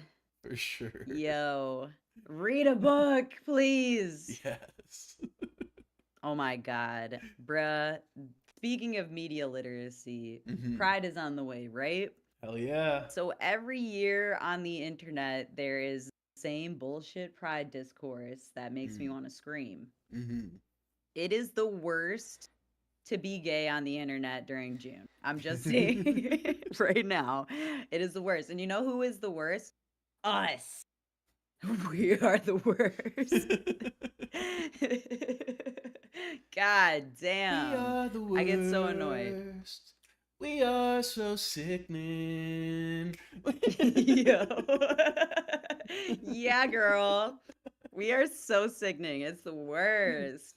There was this, like, I'm assuming white queer person in my comment section, based on what they were saying, who was trying to tell me that I was alienating the straights and that I need to be more open to having them at Pride, which, like, I don't give a fuck. Whatever. Like, if you're straight and you want to go, like, to the gay Pride parade, fucking go. Enjoy. And also, tip your bartender extra. And also, like, hug a lesbian, like, in a non-lascivious manner. You know what I'm saying? Like, yeah. You can attend Pride and not be the worst. Yeah. But the gays that advocate that I stop alienating the straights, they can go. They cannot show up to Pride. I'm cool if they don't come. Yeah. I mean, that kind of harkens back to what we were talking about. This happened a lot of times, but what we were talking about earlier is like those liberals who think that you can just like magically piece your way into equality. Like, no, we need more of that fuck all the way off left energy, not this tolerant left bullshit. Because, like, oh yeah, like you will never get a space where queer people can be comfortable if you're constantly catering to the needs of straight people. Like a space that centers the needs of straight people will never ever be a queer friendly space, ever. Yup. Period. Yup. Well, that's why I'm so adamant about this in the imaginary friends. Like, if I think that there's straight nonsense afoot, I will straight up be like, that sounds like straight nonsense. Because, like, I just don't have the bandwidth to put up with it in my own community when I created the space, because queer people don't have room where they are centered over the straight people in their community. And the beautiful part about the imaginary friends is the straights are all up in there. Yeah. There are straights talking every fucking day in my server. Yeah. Anybody saying that I am gatekeeping the straights from queerness and from Pride are fucking ridiculous, number one. Number two, this person was going so in that they manipulated queer history for their own agenda. They said Magnus Hirschfeld, who is one of the most famous gay people in history, was straight and an ally. they were like, oh yeah, well, Magnus Hirschfield, guess what? He was an ally and he was straight, but guess what? He gave you transgender health care. That's what they said to me. A gay person said that shit to me. I was ready to eat them for lunch. I was like, yo, this is the type of queer person we want to not be during Pride. Like, I even, I thought about it a lot because last year I really struggled with this. I really struggled with being a non-palatable version of queerness. Like, because in real life, I am a non-palatable version of queerness for the straights. But online, when you're marketing yourself, right, it's hard to figure out where your line is in terms of palatability and also like just being yourself, being your true self. Last year, I feel like, especially right before Pride, I was being confronted with comp het, which is compulsive heteronormativity. And I was being confronted with it in my own actions. I was performing queerness from a comp het lens because I was trying to be palatable, right? Trying to make $1 instead of being here for liberation. Like, that was what I was struggling with right before Pride. And then Pride hit, and I was like, all right, I'm full gay now. Like, it's cat's out the bag. I am full gay, and you probably won't like it. There were a bunch of straight people who felt really uncomfortable with me, and like a lot of music threads folks, the bullshits. I love that ilyBBY is still crying right now because this is like, because this is the truth. I'm crying about this guy. I learned my lesson last year because I am never going to be online. I realized through breaking through my own comp het behavior that the queer community is dying for versions of queerness that are not dimming our light for the straight gaze. Yeah. Online, especially. And once I kind of went through my whole like reconciliation with comp het and like, fighting a couple comp het bisexuals online who were lots of problems. I now have come out. I feel so much more secure in myself, secure in my art, and secure in my community now that I have like really hashed those things out. And the beautiful thing is I've watched like 7 people whom claimed they were straight before all of my processing of comp het. Yeah. All the way till like months later, they're all coming out as queer to some degree, like 3 months later. And then they're all in my DMs like, yo, you inspired me to come out and do all of this stuff. I was like, yo, this is why we need to stop performing queerness for the straight gaze. Like, why am I kowtowing to a straight audience? And in the end, it's because they have money. Sadly. Yeah. In the end, the gays do this because the straights have money and the gays don't have money. And I'm not going to refuse the money of a straight person, but I'm just also not going to perform queerness for their palatability. For sure. Yeah. No, I think that I'm going through it over here. No worries. It's not even June 1st. No. I think that's important. Honestly, like, I think so much of trying to center straight people is how America ended up in the mess it's in right now, is because instead of just doing your thing, whatever marginalized group you're in, instead of just doing your thing, creating spaces for you and your kind, you end up in a situation where you're trying to cater for people who are not part of your in-group. And you fundamentally change what that in-group is by trying to cater to the norm. And you just become amalgamated into the status quo as soon as they infiltrate. Rather than carving out space for yourself, you just get further what's the term? Assimilated. You just get further assimilated, which is the opposite of progress, you know? Yeah, because in the end, the truth is, and this is the crux of it, right? There are some gay people who are out there fighting for acceptance. Mm-hmm. And then there is some gay people out there who are fighting for liberation. Right. And I think for me, and this is the difference between leading with compet and fighting compet, Mm-hmm. right? Acceptability politics within the context of the queer community is often compet behavior. Yeah. It's compulsive heteronormativity to try to be a more palatable queer for the straight gaze. Yeah. And that is ultimately like very different from fighting for liberation. Yeah. And if I'm fighting for not just my own liberation, but the liberation of all queer people, then acceptability politics has no room here. Mm-hmm. Has no room. Like my fight is far beyond that at this point. Yeah, definitely.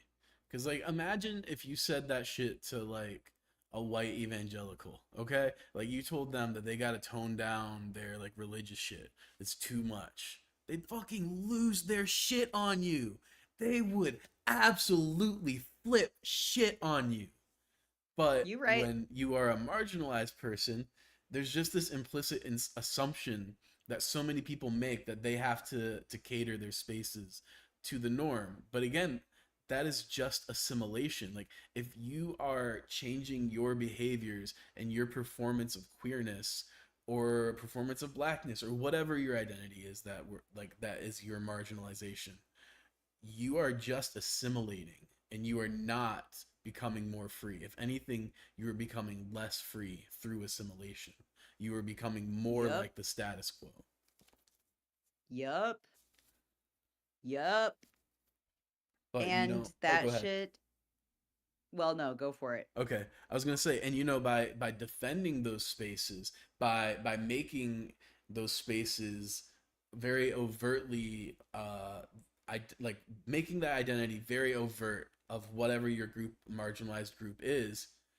That is how you get liberation. You get it in the context of that space, but then you get it also in the context of the people who aren't in your in group, who still enter that space and are respectful. They are then educated through experience on what queerness Yup. is, on what blackness is, whatever the group. They get that experience and they take that with them outside of there. And now you're assimilating the normies into your identity. And you're bending the status quo to you. Yep. That's kind of ultimately the little mind flipperooski that the imaginary friends is kind of doing. Mhm. Because I do think that, especially within the context of the music industry and just like queer spaces in general, like Mhm.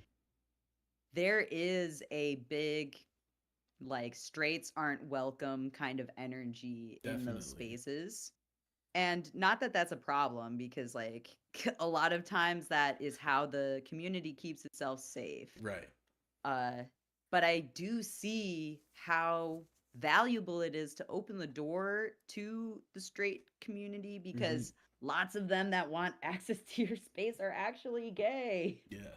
That's true. You know, like that's what I learned was like the straights that entered my community were either already thinking about being gay or were so committed to like allyship because of insert family member name here, Mhm.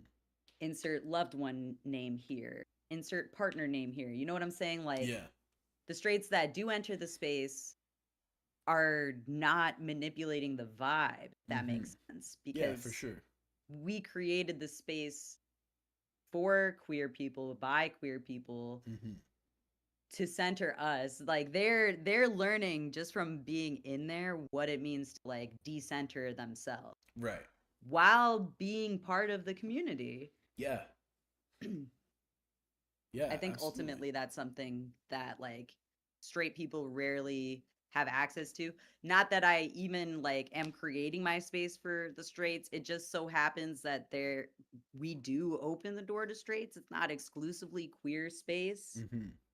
And I think that ultimately that's the reality of intersectionality. When you create a group that's for marginalized people, what makes someone marginalized goes so much beyond just like one categorization. You know what I'm saying? Yeah. Yeah, definitely. And I think that, you know, there's an innate value in not alienating people. Like, so for example, we allow straight people into the imaginary friends, but we never center them. And I think that there's a value to that, because just look at the manosphere. The manosphere only exists because of the very strong stance a lot of people have taken on men in general. And rightfully so, a lot of marginalized communities have just said, men, fuck off. And it's because of behavior that typically accompanies in allowing men into groups. But if you heavily moderate a space and allow men who behave well to be part of your community, those dudes are going to probably unlearn a lot of bullshit they've learned from the manosphere and become better versions of themselves. And maybe then they go hang out with their friend group IRL and they start to challenge their friends on some of the shit that they do. And that's how that you start spreading that ideology and start challenging these sort of negative niches that exist, like the manosphere. Yup. Yeah, it starts with creating a space that is not for that gaze. Because ultimately, I noticed like the imaginary friends, although straight people enter, it's not for the straight gaze. And like all of my promotion makes it really clear like this isn't for the straight gaze, it's for the gay gaze. Yep. And for people who don't identify as like cis het white Christian man, right? Like everything in the world is fucking catered to that identity. Right. And so I created a place that does not cater to that identity. Well, I say I, but Sweet Apple also helped build it, and like so many other people. Sweet Apple is not straight, but there are other people who are straight who helped build the imaginary friends. Honestly, a straight ally was super integral to the founding of the imaginary friends. And so like I do think that we're with the imaginary friends, we're kind of ushering in, we're presenting a version of community that is rarely a thing. It's very rare to find a community that centers queer identity but allows straight access to that space as well. For sure. And so I'm very interested to see where it goes, especially like this June. I'm going really heavy with the queer promo. Hell yeah. And so we'll see what happens next, but yeah, June's not even here and I'm already fighting queers. I'm like, y'all make me want to fight you because you are fighting for the straights. What's wrong with you? It's okay. Queer rage is so beautiful. Absolutely. So beautiful. You guys are gonna make me into a fighter. What's up? I always tell Sweet Apple that I really appreciate his friendship because he's such a fighter. And I am not a fighter. I'm a lover. And fighters get such a bad rep when y'all are some of the most gentle beings, like on the inside. Like so much of your fight comes from such a deep place of love. You're gonna turn me into a fighter just from hanging out with you and talking shit like this time. Maybe. Yeah, I think that there's definitely a lot of truth to that. I think you become a fighter because you're a lover, you know? And you get your heart stomped on a few too many times by a world that is far too apathetic to the harm it causes, and you say never again, and I'm not letting that happen to anyone else, and you kind of just start swinging, you know.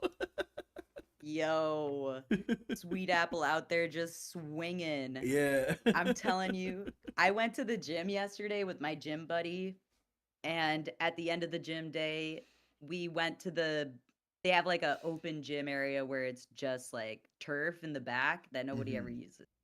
Like the lights were even off. They got punching bags back there, and we were punching these punching bags.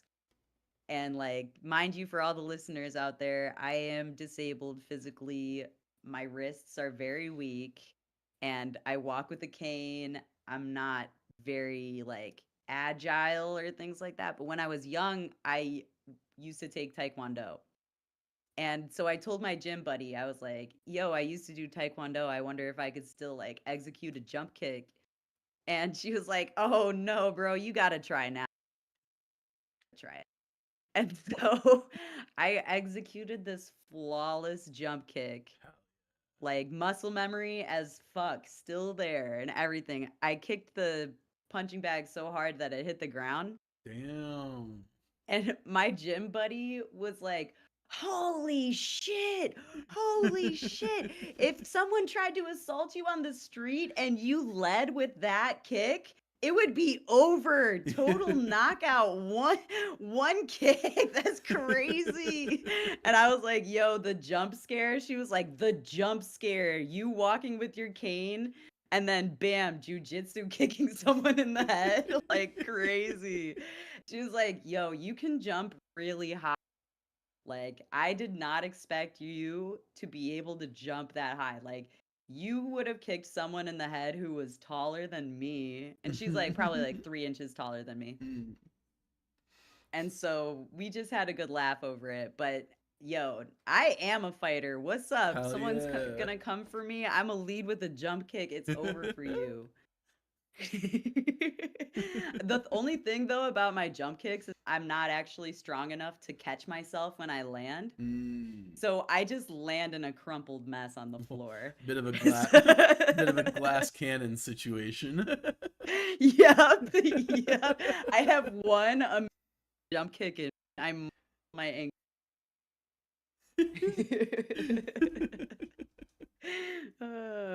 But yeah, that was a good time at the gym yesterday. I haven't been to the gym and my gym buddy hasn't seen me in about 4 weeks.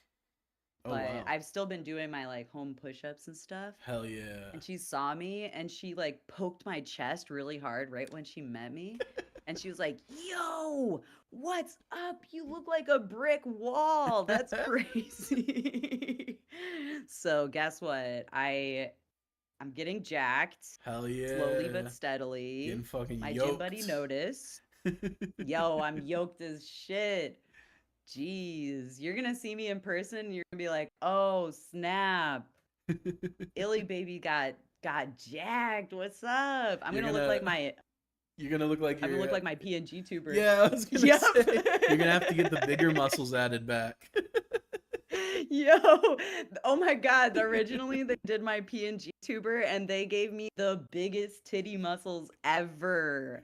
I looked like Vin Diesel up in this bitch. I looked so good. I was like, damn, okay, a little too unrealistic for me. I think I should be more honest with my PNG tuber. Then they gave me this one.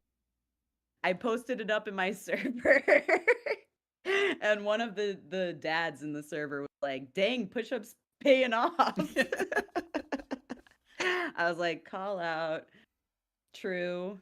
But at that time, I had only been doing my push-ups for like 2 weeks. So the joke was valid. But now I actually look like not so itty-bitty titty committee ilyBBY. Yeah. What's up? I did say my goal is to make it look like I'm wearing a bind again, because back in the day, I used to bind and my chest looked flat, but I looked fucking jacked. Like, I looked like I could knock somebody the fuck out. And I would notice, like, men looking at my chest, and they would like still call me he and stuff, like, and this is like these are men that were like manosphere men that I was working with in the studio, you know? Yeah. They'd Yeah. look at my chest, I'd be like, oh damn, they're looking at my titties. Like, do they know that I'm trans? Fuck. And then one time, one guy was like, yo, bro, how many push-ups do you do? And I was like, oh my God, that's crazy. But Yeah. now I got top surgery and my chest went from being like, you know, looking pretty jacked to looking very, very flat. So now I'm working on getting back to where I was when I was binding, but like without the binder. Hell yeah. And it feels really good to be here. It's taken me a year and I'm almost 2 years post-op because my what is it called? I had some complications that lasted for a solid year after top surgery. So that was tough. But in the past like 3 months, I've been back, baby. Hell Feels so yeah. good. I'm on a Finch app. Shit's crazy. I'm cosplaying neurotypical these days with that Finch app. I'm not a neurotypical. No I one just would play know. one on TV. I just play one on TV. Yo, I'm crying. Yup, that's about me these days. Struggling, but only behind the scenes. Oh my God, good days. Genuinely, Finch app has helped. I don't know how much it's your part. Yeah, she's still using it. She really likes it. I think her little dude like evolved or whatever they do after a while. She said it was very cute. Oh shit. Yeah. It's like a Pokemon. Okay, so You they level do it up. evolve. Yep. Cool. Yup. That's so good. I love that for her. We got our neighbors on it. I have lesbian neighbors. They're in their 50s. Shout out lesbian neighbors. Yep. They named their bird Sassy. The bird's Oh, named that's Lil so Sassy. cute. Yup. It's so adorable. So definitely a fun thing. Shout out to the Finch app. Making my life a little easier. Hell yes. Damn, we've been gabbing. It's 3 We hours. have. Damn. Well, we're not making beats today. No. I got something I could show you, but hold on. I'm trying to I think this is the one. I've always said I love lesbians. Everybody knows I love lesbians. All right. So, do you know Rhett and Link, right? Yep.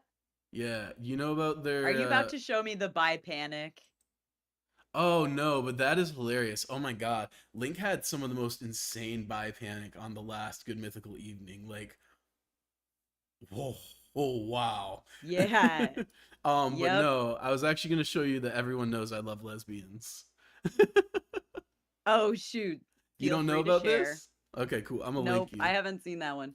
This is a classic moment.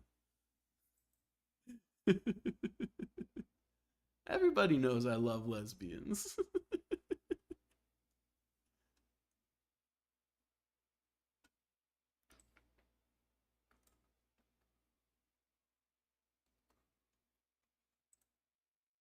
I've always said I love lesbians.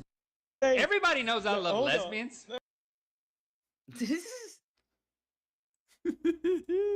And now they got a whole merch line for Pride that says that. I love that. Yeah. It's honestly some of it's amazing. really fire. I'm not gonna lie.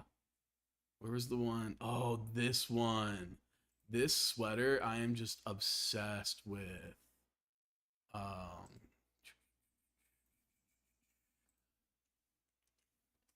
It's very like retro, like 90s core.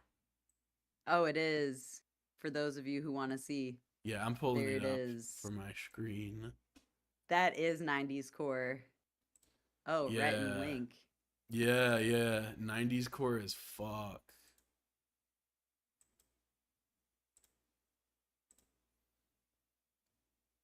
But yeah, They cooked. They fucking cooked with these. I'm not gonna lie.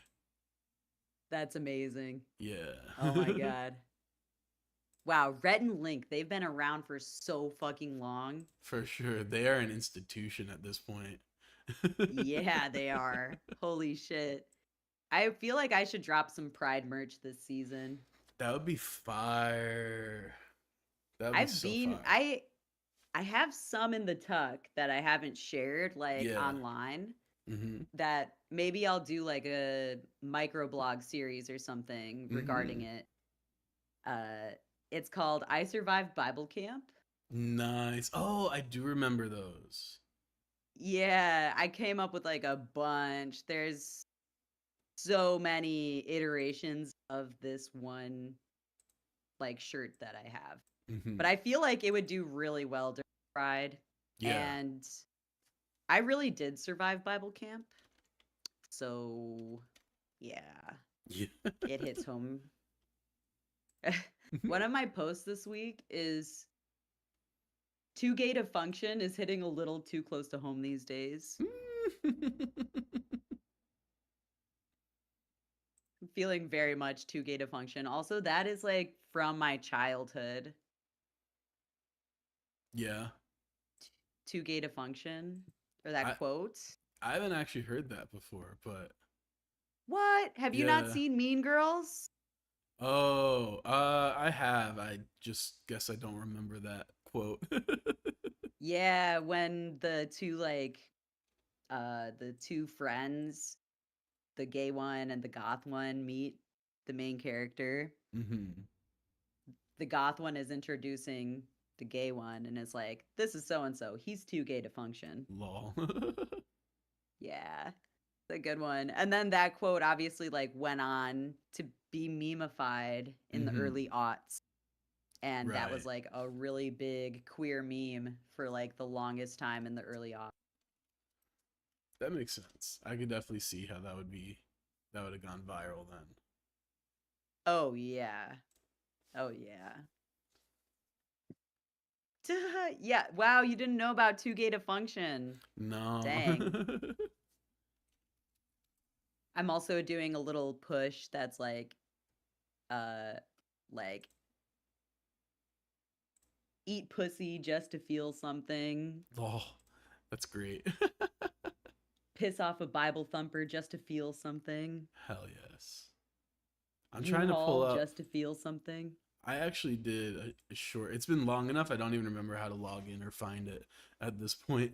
But I did make one piece of merch, and then no one bought it, so I just didn't make any more. But it was Relatable. yeah. I did the design outside of Teespring, but then I uploaded it there because the one thing that's really nice with Teespring is that like you don't have to. There's no overhead, so you could just design things and sell it without having to invest a ton of money. Oh, here we go. But it also takes 6 months for people to receive their merchandise, so Oh, I does don't it? recommend Teespring. Rip. Yeah, because I did a Dear Goddess, like bring me a lesbian. You know, I did like a Yeah. Dear Goddess shirt for a while. Yeah. And I got quite a few sales, but they didn't get their shit for like months. Damn, that's brutal. Yeah, I felt so bad. But yeah, here I'll show you. There we go. Share my screen real quick.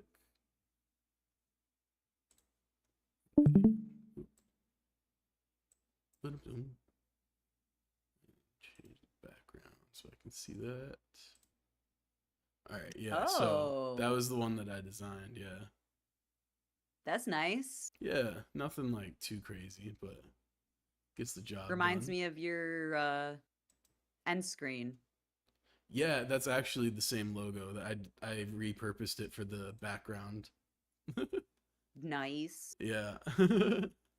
Nice. I'm trying to see if I have some saved in the tuck. Let's see what I got.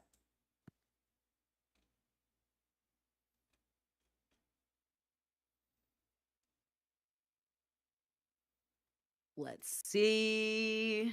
Oh my gosh, we could stay up. Stems is still in my downloads. Crazy. Lol. That's so funny.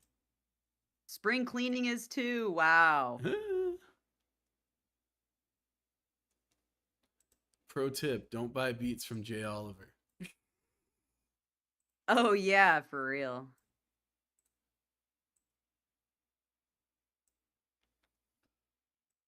Let's see. Big vibe. Saying, if you want to come and take a ride with me, you gotta try to match my vibe and my energy. Not wasting no time.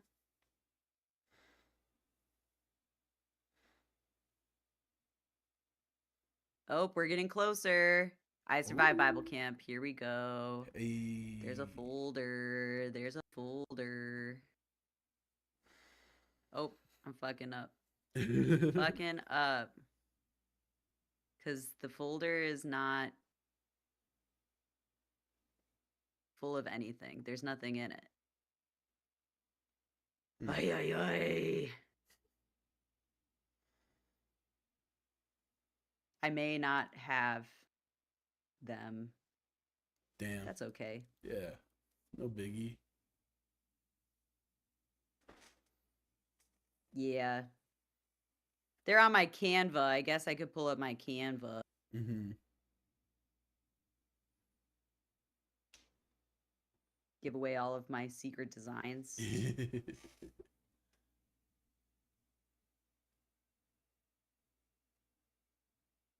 Here we go. I'll show you this one at least.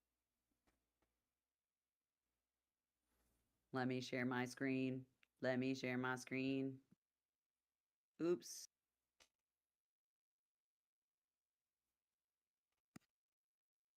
There you go. Oh yeah, Bible camp. Let me pop this out.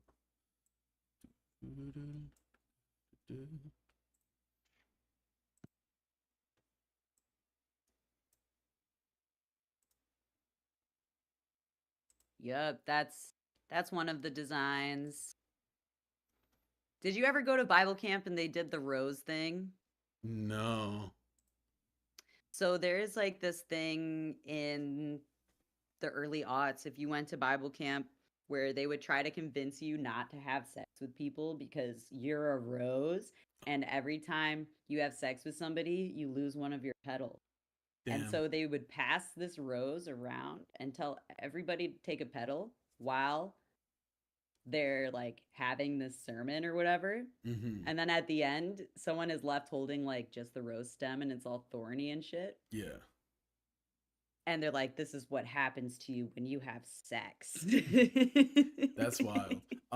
No, I didn't see that, but I did see one where they use a piece of tape and they'd like stick it to someone's shirt and then pull it off and stick it and pull off and like you'd be like, oh, you get less sticky. And you know what's crazy? The craziest thing about that was that was in my health class. Like that wasn't even a church thing. What? Yeah. Yeah. No, I had a health class that did that too, bro. Yeah. I did. Yeah. But they did it with a piece of paper. Oh man. They said, here, draw a heart on the paper, and then you rip the heart. It's time for the slut shaming portion of health class. Gather around, children. The thing is, though, about the sticky one, it's like you become less sticky. Yeah, saying like they were saying like your relationships won't stick. Just because you've had sex before? Yeah. Whoa. Yeah, like crazy shit to be teaching kids in a health class. Like it's not even a church thing. Yeah.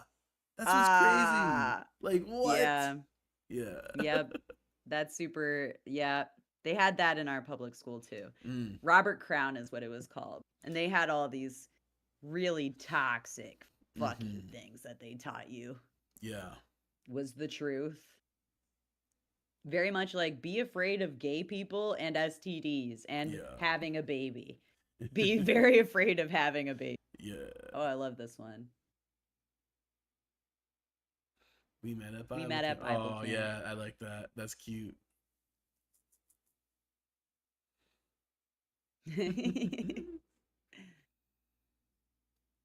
I went through and made a bunch. Hells yes.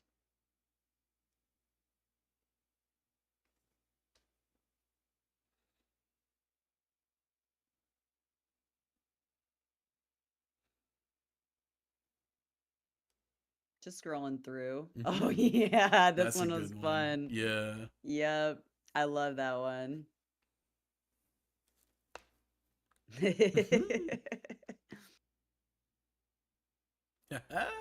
Yep. Excellent. Help me give no fucks.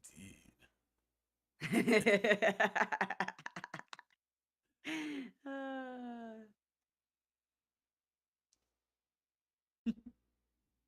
Send me a bisexual stat. I need more sweet apples in my life.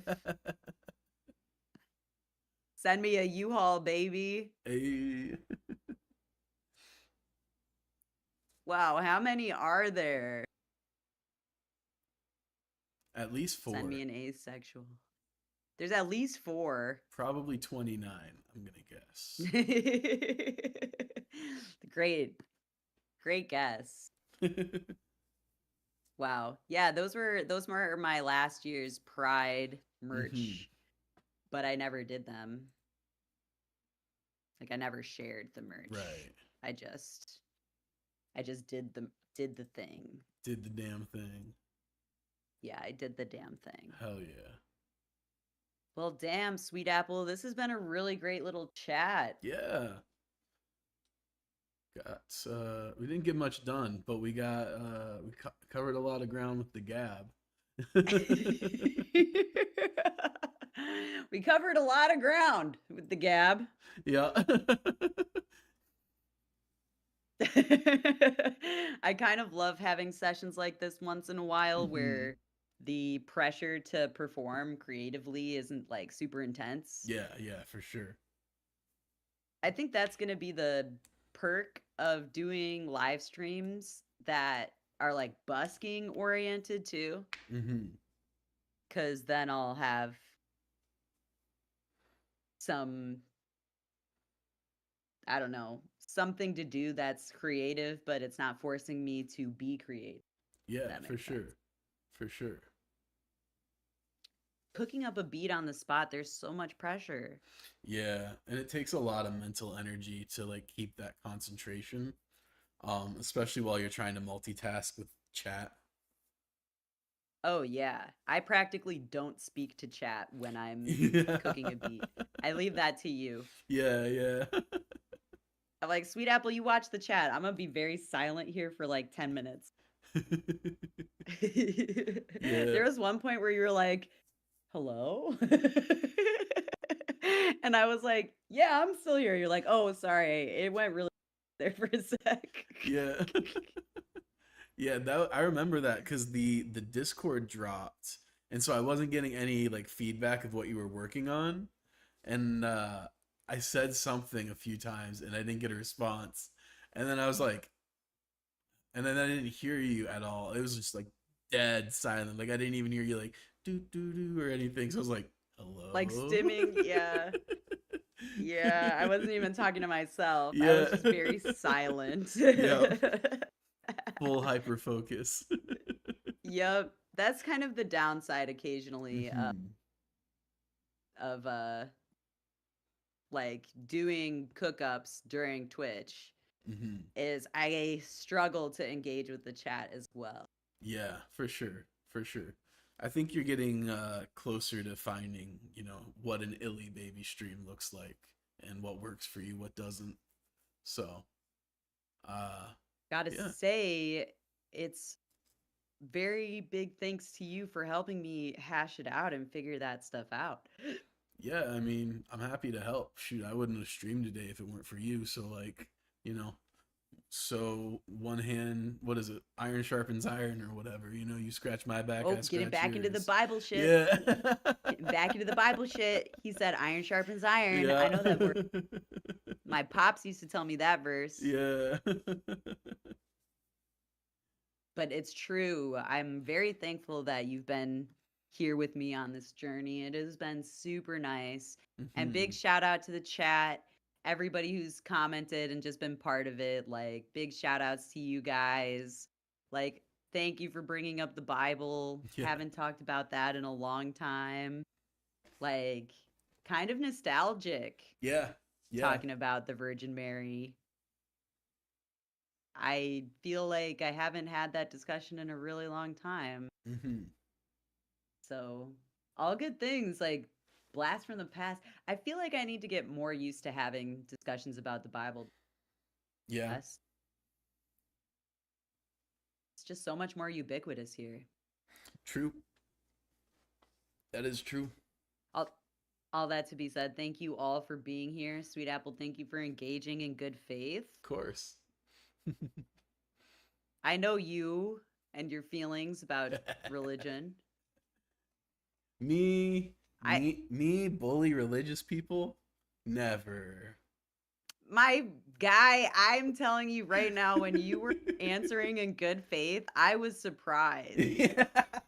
I was like, oh, so Sweet Apple's answering in good faith. Yeah. Okay. Unusual approach. Yeah. But I loved to watch it. I loved to watch it. Yeah. I feel like I have a pretty good like barometer for when people are just looking to argue or when they're coming from like a toxic place. And I definitely would have responded differently had that been what I sensed. But I don't know. Right. I think you probably just don't see it because people on the other end also aren't usually engaging in good faith.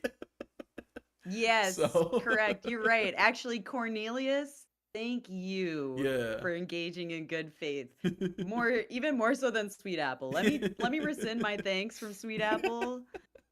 Like, Sweet Apple, never mind. Sweet Cornelius, Apple, thank fuck you.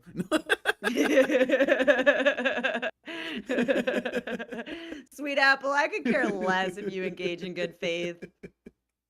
Like, the real winner here is Cornelius. For because sure, for they're the sure. ones that set the tone for us. Absolutely. And yeah, that's good. Every once in a while, you and I need to have a good conversation with a Christian. Mm-hmm. Yeah. Just to spice things up. Just Yeah, to feel yeah. something, you know? Yeah, for sure. Because, like, honestly, like, arguing with Christo-fascists is so boring because it's just the same conversation over and over again, It is. you know? It is. It is. It's very boring. Hmm. Yeah. Yeah, I think everyone has that Yeah. point in their deconstruction where they're, like, always arguing with people because they're still kind of working through the trauma that they experienced. And then, like, once you get over all that trauma, you're like, wait, this is boring. Like, this is so boring. Yep. It's boring. It's straight up boring. Mhm. Yeah. And the discourse, like you said, it's the same talking points. Yeah. But that's because the mass media has given very specific talking points. Yeah, And for most sure. people aren't trying to think for themselves. Right. 100%.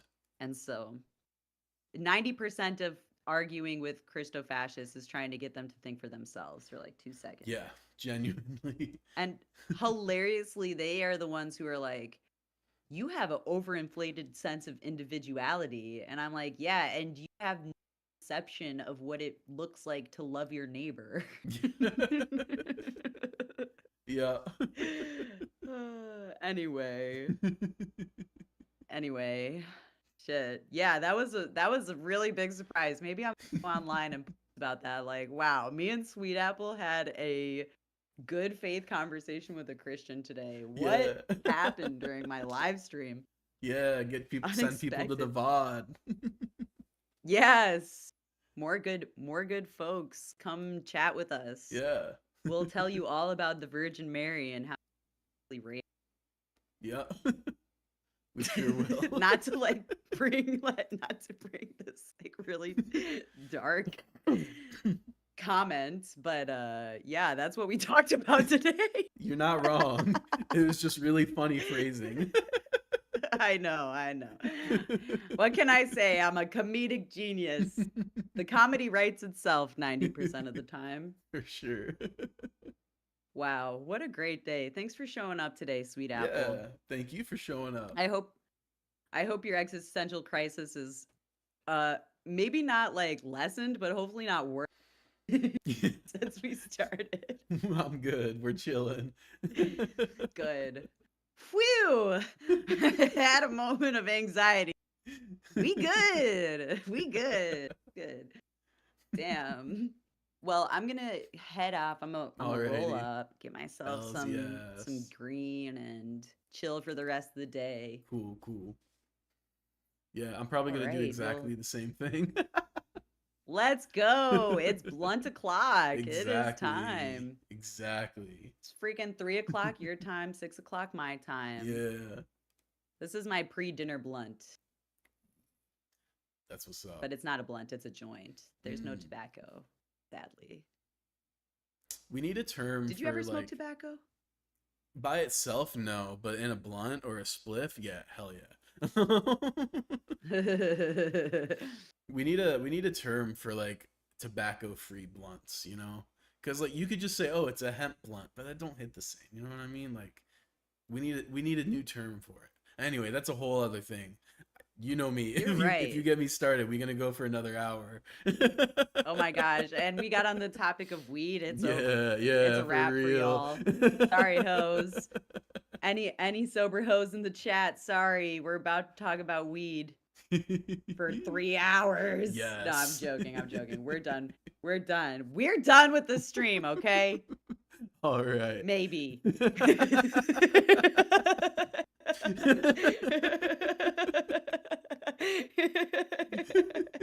Okay, if I can stop laughing for just 2 seconds. Okay, we're done. All right, I ended my stream. All right. I'll see you. That's so funny. All right, let me close up this stuff. Okay. Thank you everyone for being here today. It was a lot of fun. I hope that you had some fun watching me and Illy just gab. I hope you have a great rest of your day. Tomorrow's Friday, and I'm gonna send you all off with Def, because with all the biblical talk today, I feel like that's the right track to send you out with. So I'll catch you tomorrow. Bye.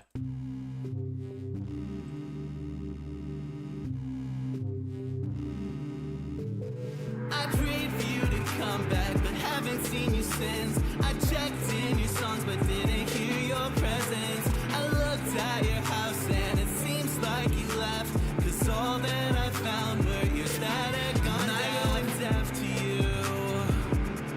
Am I going deaf? Am I going deaf to you? Am I going deaf? What's the point anymore? Growing pains were killing me, you dipped out the door. Had a backslide, slipped into the lowest of my lows, and the throes of my decline. You were gone, boy, it shows. Needed someone who could listen to my problems. Needed someone who could tell me how to solve them. Needed someone who was more than just a mural on the wall, and who would always want to watch me hit the bottom. You left me so lonely, had me feeling like I broke. Now I'm moving on to better things and learning how to cope. I prayed for you to come back, but haven't seen you since. I checked in your songs, but didn't hear your presence. I looked at your house, and it seems like you left, 'cause all that I found were your static on. Am I going deaf to you? Am I going deaf? Am I going deaf to you? Am I going deaf? Sick of the way you try to twist and shape me, make me into something that eventually breaks me. Speaking of love, but then you're teaching me hate. Hurting people, victim blaming, saying they choose the fate. Hold up, wait. Rather sound like Christian love, so from above, tell me where's the hope you're speaking of? 'Cause all I see is exclusion, being led by delusion, driving to a conclusion that brings the hell of illusion. Something don't sit right here. Why are you so obscure? Maybe you just don't care. Maybe you're just not there. I prayed for you to come back, but haven't seen you since. I checked in your songs, but didn't hear your presence. I looked at your house, and it seems like you left, 'cause all that I found were your static on. Am I going deaf to you? Am I going deaf? Am I going deaf to you? Am I going deaf? Am I going deaf to you? Am I going deaf? Am I deaf to you? Am I going deaf? Am I growing deaf to you?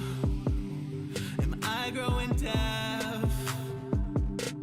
Yeah, I'm growing deaf to you.